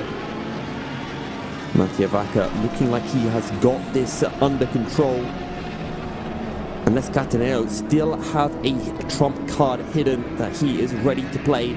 Because so far it looks like Vaca has had every answer he's needed for Cataneo. Cataneo not looking like he could get quite close enough to the back of the Bentley on the run into turn 1. This is one of the places where Cataneo has looked very close to Vaca on the run into turn 5. Maybe he can look for a move down the inside. Maybe he can force Vaca to take a wide run through turn 5, but not this time round. Cataneo will have to stay behind for a little longer. Yeah, and you see then just in the final 11 minutes, those mistakes are starting to creep through with the aggression. You're trying to throw the car into these corners and trying to get the most pace out of it when you've got to remember your tyres are going to be past their best. You need to look after them as well. They're not going to be as fresh as they were at the start of your stint. Cataneo, meanwhile, doesn't give a single flying care in the world about that one as he makes his way now down in towards turn 12. Again, just trying to wrestle the car through, get every bit of performance out of it. If the car had a neck, Cataneo would be ringing it right now, just trying to get every last ounce of performance out of these tyres, out of the car, and on towards the final corner. Is this a moment now with just under 10 minutes of the race to go? Cataneo knows his time is running out. Onto the power they go then, down the start-finish straight. Is this going to be a chance for Cataneo? We know that Bentley punches a big hole in the air, but it still might not be enough. Heading down in towards turn 1, Cataneo holds his line in towards turn 1. We know how aggressive he is on the brakes. We know he wants to snatch that apex away on the power on the exit from turn 1 down towards turn 2. Vaca defends the inside line, moves back to the racing line. He knows exactly what he needs to do in that Bentley. Cataneo trying to grab a much tighter line through turn 2, but it means that he has to back out because Vaca's parked it on the apex in the middle of the track. Vaca knows exactly what to do. It's just keeping that up for the next 9 minutes and then a bit more. And now battle for P4 might not be over either because Romanenko took 1.5 seconds out of Barzagli last time round. The gap less than 4 seconds between the pair of them, and it is continuing to shrink. Well, we might have two Ballasted duos duking it out. Less than 9 minutes remaining. This is the point now where Cataneo, where Vaca know, okay, we're holding nothing back. We're giving it absolutely everything, 105% every single lap. If you make a mistake, fine, so be it. But you can't come out of a race thinking, if only I had pushed a little bit more. And you can see that Vaca's pushing on the exit of the corner, running a bit wide. He's had to go defensive. Cataneo looks to the outside and down into turn 12. But he won't be able to find a way through. Vaca continues just to take a somewhat defensive line, driving in the middle of the circuit, trying to make that Bentley even bigger than it already is as the two make their way into the final corner. And Alessio Cataneo is closer than he has been all race long. He's glued to the back of the Bentley as the duo make their way onto the start-finish straight. Is this the moment for Alessio Cataneo? Is this the chance for the BMW to find a way through on the Bentley of Mattia Vacca? Can he look for the inside? He pulls the car over to the inside. How late does he go on the brakes? Not late enough, and he'll slot back behind Mattia Vacca's Bentley once more. He will indeed. He knows that that wasn't the opportunity. It was closer than he was in the last lap, but still not quite close enough. And that clock is starting to tick down ominously towards zero. That checkered flag is only 7.5 minutes away. So for Cataneo, he knows time is not on his side. The more corners that pass, the less chance he has of getting that overtake done. Romanenko, meanwhile, in the top right, you can see he is still closing in on Barzagli. Again, time's not on his side. Again, Cataneo just putting a nose up the inside of turn 5 and seeing if Vacca reacts. But that's happened twice or 3 times already, and Vacca just hasn't moved at all. And I think Cataneo's chance of, trying to get inside Vacca's head in towards turn 5 is not working. I don't think it's going to work. Honestly, I can just see it on the last lap of the race. Cataneo is just going to send it down the inside of Vacca into turn 5. He'll say, okay, if I can't get into turn 1 on the last lap, I do it into turn 5. Maybe that'll be the lap where Vacca takes a defensive line. Maybe because of that, it'll leave Cataneo with an opportunity to look for a move somewhere else. Maybe here, down into turn 12, could be an opportunity in the upcoming laps. And another mistake again. Vacca running wide on corner exit, and it's a BMW who looks for the outside into turn 13. This is going to compromise Mattia Vacca into the final corner. In fact, it compromises Cataneo himself, who can't keep the car on the circuit, and he loses a bit of time. Still behind the Bentley, still within striking distance, but a little bit too far behind as we enter on to our 64th lap of the race. Yeah, and that was, hard battling in towards turn 13, and it's always not going to favour the driver on the outside because basically the circuit comes to an abrupt end on the outside there, and you really don't have anywhere to go. So for Cataneo, then he was always in a losing battle. It was always going to favour Vacca as they headed up towards turn 14, so long as Vacca chose the right lines. And this has been the story of it. Vacca has been choosing time and time again. Vacca just knows where to place the car and how to place it and what speed to carry and where to put the car behind him. He's got all of that down to a T at the moment, but the problem is he's got to do that for another 6 minutes. And I'll tell you what, Romanenko's going to be a little bit scared as this time Cataneo says, you know what, I'm not going for the inside, I'm going to the outside. Vacca taking the defensive line. He's starting to respect the idea that Cataneo could throw his BMW down the inside into turn 5. Romanenko within 3 seconds of Barzagli, but I think he's a couple of laps short. Look at the BMW of Cataneo is glued to the rear end of the Bentley as they make their way through the S's here at Hungary. We've seen previously Mattia Vacca making a mistake down into turn 12. Will it happen again? This time maybe Cataneo will be able to strike. Maybe this time Cataneo can hold his car around the outside of turn 13. Let's see then. Into turn 12 we go for Mattia Vacca. This time it's much tidier than before. Yes, it is, as they make their way through that penultimate corner. Onwards we go then, as the drivers just size each other up as they make their way in towards the final corner once again. And again, Cataneo right behind that Bentley. He's got to prioritise the exit of 14. That's really the opportunity he has to go for a move down the inside in towards turn 1. That, of course, is if Vacca lets him have the inside line. Vacca, we've seen, hold his line in towards turn 1. Cataneo looks like he's going to try and go for it in towards turn 1. Then is it going to be contact? I think there was a slight bit of contact. Cataneo coming from miles back, a different postcode. He just couldn't quite get the move done then. Vacca, well, he didn't see that one coming, but he held his own out there. And you can start to tell that the desperation is creeping in for Alessio Cataneo. He knows there's not a lot of time left. 4 minutes, that's about 2 to 3 laps remaining in this race, depending on when Bonacorsi crosses the line. And Cataneo knows that he has to do something. He has to do something quickly. And for now, he's looking for the send down into turn 1. He's letting Mattia Vacca know, I can throw it down the inside. Will you let me do this again on the next lap? Or will you go defensive? Because if you go defensive, I can get the run out of turn 1. I can look for the move into turn 2. That BMW is all over Mattia Vacca, who started to drive more and more defensively. Yeah, he is, and that's going to be in the favour of Cataneo coming into the last few laps here. You know, we've seen Vaca hold his line. We know where he can position the car, but the problem is now Cataneo is all over the back of him now. A slight bit of a slide out of turn 11 costs Cataneo a bit of momentum down in towards turn 12 here, picking up the curve, but that's Vaca running wide on the exit of 12. That gives Cataneo once again the outside line in towards turn 13. There's a bit of contact, bumper to bumper, door to door, as they now exit out of turn 13, onwards towards turn 14. Less than 3 minutes on the clock. Well, I hope you've grabbed your popcorn at the right time, because this is a blockbuster end to decide P2. I hope you've got something to chew on as well, because you're going to be needing to chew quite hard. Cataneo searching for any way through on Mattia Vaca, but the issue is, even if Mattia Vaca makes a mistake through turn 12, he's got the inside for 13, and that's making it so difficult for Cataneo, especially when Vaca can squeeze him wide. But this time Cataneo has the outside, heading into turn 3. Has he got the job done? He's super late on the brakes, and Mattia Vaca's going to be able to hold on to the inside. He's going to try to squeeze him. Now the inside for Cataneo through turn 3, but the Bentley will hold on to the position. Cataneo, that's the closest he's got. Now he's on the outside, and Mattia Vaca will let his teammate through. Yeah, that was sketchy, wasn't it? In through turn 2, and to turn 3, I should say. How they both didn't end up facing backwards is beyond me. But Cataneo has won that battle. Vaca concedes the position, and Cataneo will grab second place away and start to try and build that lead and try and just get the gap between himself and Vaca. Vaca put in a valiant effort over the last half an hour, 40 minutes of trying to keep Cataneo behind him, but unfortunately for him, the checkered flag is 2 minutes too late.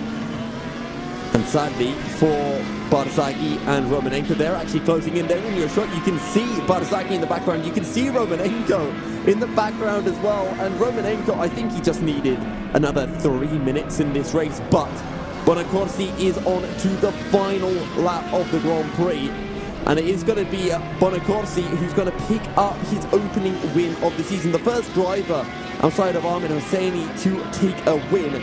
Is there anything left in this race? Does Mattia Vaca have anything that he can throw back at his teammate to take second? Because Alessio Cataneo is looking to take second on the road. He's looking to take second in the championship as well.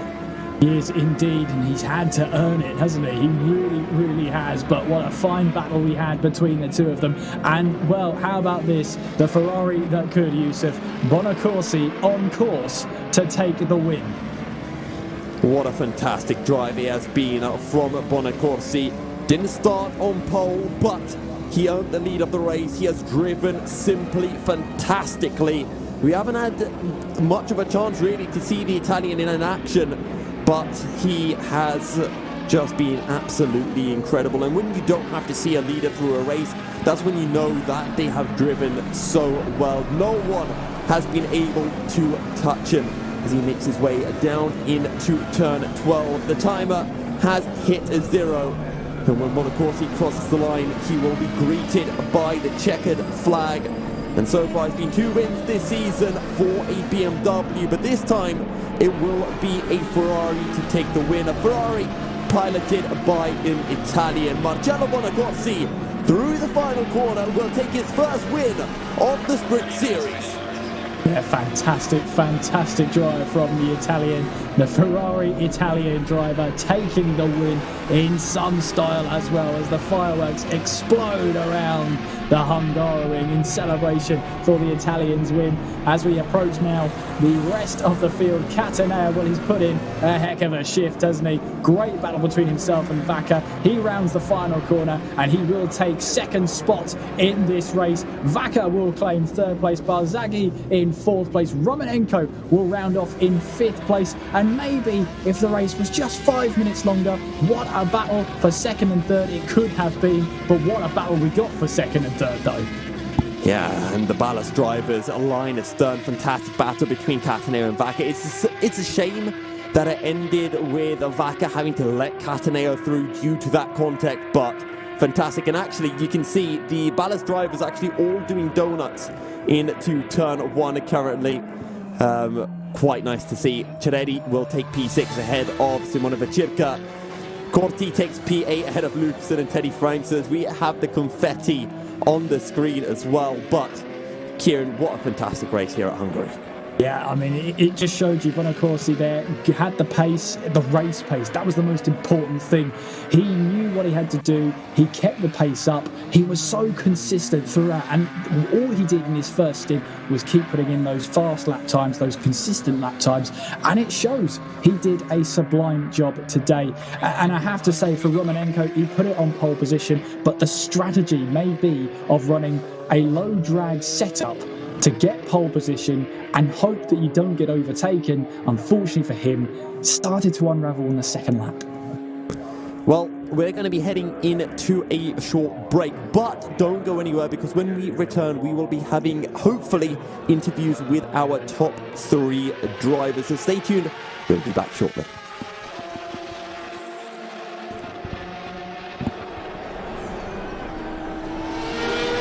The GTR 24H Sprint Series, Season 2, Hungaroring, is presented in partnership with Viper Gaming by Patriot, A-Stick Sim Sport, ESTV, and MotorVision.tv.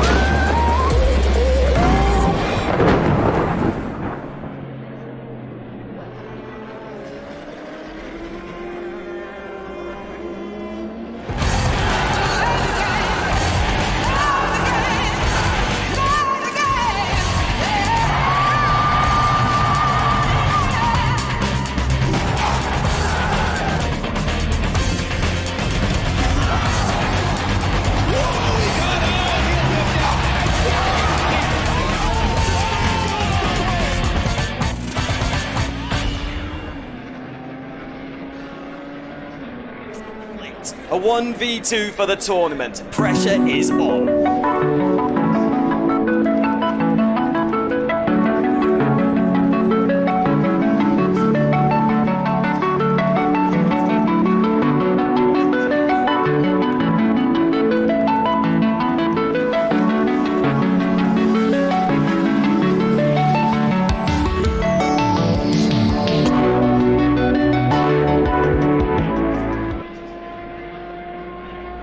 Racing for Green is here to help you carbon neutralize your racing.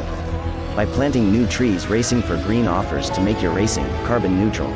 We already have the calculations, contacts, infrastructure, deals and solutions ready for you to easily buy carbon neutral laps on any racetrack. It doesn't matter if you are a racing fan, team owner, driver, sponsor or partner. Anyone can buy CO2 neutral laps in the Racing for Green webshop and trade CO2 emissions for New Forest. Racing for Green.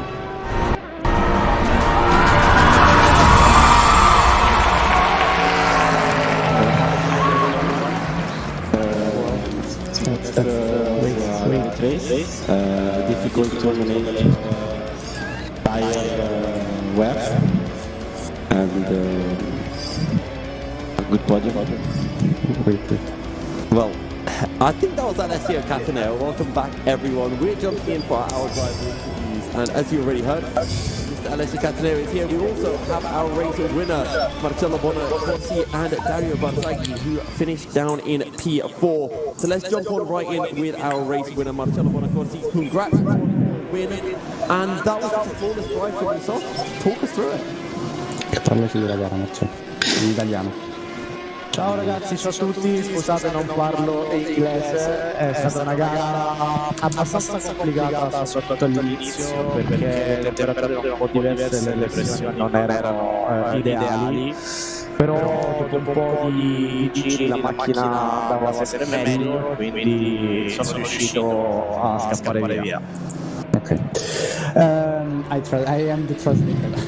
Anyway, Marcello said that at the beginning the race was tough because he had some problems with the temperature of the tires and pressures, but after that they stabilized in a good level, and he can manage his pass and make a good pace for all the race. In fact, he could win with a good amount of second advantage. I've also got to ask as well, do you think if the likes of Pierluca Amato or George Boothby were here, does Marcello think that he would have been able to beat them? Hai capito? No. Pensi che con Amato e Boothby ci sarebbe stata battaglia, avresti potuto batterli? Non so, ma ero molto curioso di confrontarmi con loro perché sono ovviamente un riferimento. Colgo l'occasione anche per ringraziare il team Balla Seasports che comunque mi ha dato la possibilità di confrontarmi con piloti di questo calibro. Ok. He doesn't know because we can't speak for who's is not here. Anyway, for sure, Boothby and Hosseini are two top drivers, and it could be a pleasure for him to fight with them. And at the end, Marcello, me, Alessio, and Constantin and Mattia would like to say thank you to our team for all the support that they give us. Well, thank you Marcello, grande gara e ci vediamo a Silverstone. Grazie ragazzi, fantastici. Bravo, like in Kyalami. Right, Kieran, do you want to take the interview with Alessio? I would love to. Alessio Cataneo, congratulations on second place in your race. I mean, that was a really good battle between yourself and your teammate, Mattia Vacca. I mean, talk us through it from your point of view. Minutes remain, and you managed to get the move done. Bye. Yes, was a good race, very intense in the last part with Mattia. We stay very close. That's not very easy. And a great race. That's all. Absolutely, it's another time on the podium for yourself, Alessio. 3 in a row for you. Are you building some momentum here? Stai costruendo qualcosa di importante. Yes, I hope that, and I hope to gain as much point as is possible, and let's see how the champions will go. Absolutely, and coming into the next round, obviously, it's a question for the future. But in 2 weeks' time, how are you feeling? I'm very happy, and the race are going very well, and that's it. Perfect, Alessio. It's been a pleasure to talk to you. Enjoy your podium, and once again, congratulations. Thank you very much. See you in the next. I'll hand it back to you, Yusuf. Well, we've got Dario Barzaghi here as well, who has been doing the translations wonderfully. So I might as well ask Dario about his own race, because he had a pretty good battle with his own teammate, Kostiantin Romanenko. Dario, talk us through that battle, because you had Kostiantin ahead of you for quite a while in the opening stint, but you weren't able to find a way through. Yeah. Thank you. At the moment, and the battle. No. No, I'm in mute or not? No, we can hear you. Okay. And the battle with Konstantin was really, really tough because we had more or less the same pace. I was a bit quicker in some breaking point, but overall the pace was quite similar. Maybe I got 2/10 quicker, but not enough to find a momentum to overtake him, because in this track is really, really difficult to find a room to get into the car. And I prefer to not overmove the overtake. I prefer to wait, because Konstantin was probably in trouble, struggling just a bit with the rear tires, and I saw him a lot of time oversteering in the entry corner. So I think that probably with an undercut I could be able to pass him, and in fact it happens. Instead he had a problem with the ignition button, I guess, and his car turned it off, unfortunately, before the S's. But anyway, probably with the undercut I would be able to pass him in any case. I was wondering about that, because we saw Romanenko coming to a stop and we were really confused as to why. Going into the final part of the race then, he was closing in onto you quickly. Do you think if there was like 5 more minutes in the race, do you think you would have been able to hold him behind? Did you have more pace if you needed to use it? I don't know. Probably both of us are the issue about the track limits, because I had 3 warnings after 15 minutes. So I spent 1 hour and 35 minutes with 0 warning. So for me, when the sun went down, was really, really difficult to see the limit of the track, and I prefer to not push too much. And in fact, my pace was really, really worse than the first stint. I don't know at the end. Fortunately, the race finished after 68 laps, not more. Well, Dario, congratulations on P4, and thank you very much for joining us for an interview. Thank you to you for this amazing show. No problem at all. Well, Kieran, we've heard from first, second, and fourth, and good to get their insights as well to the race. Yeah, absolutely. It's always fantastic to know the insight of a driver, what goes through their mind, and those split-second decisions as well. I mean, it's great. We got to hear from people who were locked in battles all race long, and we heard from our race winner who, after about 40 minutes, got into the rhythm and absolutely sailed away into the distance like it was the easiest thing he's ever done. But when we head to Silverstone, well, I can't wait to do it all over again. I thoroughly cannot wait. Well, we don't have too long to wait for Silverstone either. Just 2 weeks away, and well, Silverstone, a completely different track from Hungary. A lot more open, a lot more fluid, a lot faster as well. We'll see whether that throws a spanner into the works of any of our teams. Hopefully as well, the return of Ahmed Hosseini, Pierluca Amato, and George Boothby. Kieran, thank you so much for joining me. Thanks as well to our wonderful producer, Peter Munkholm, and our race director, John Fabricius Turrell.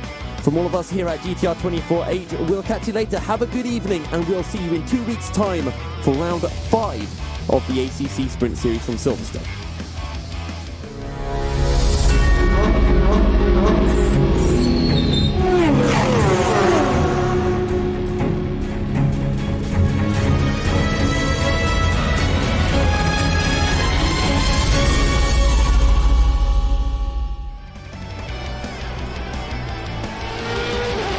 GTR 24H Sprint Series, Season 2, Hungaroring, is presented in partnership with Viper Gaming by Patriot, A-Stick Sim Sport, ESTV, and MotorVision.tv.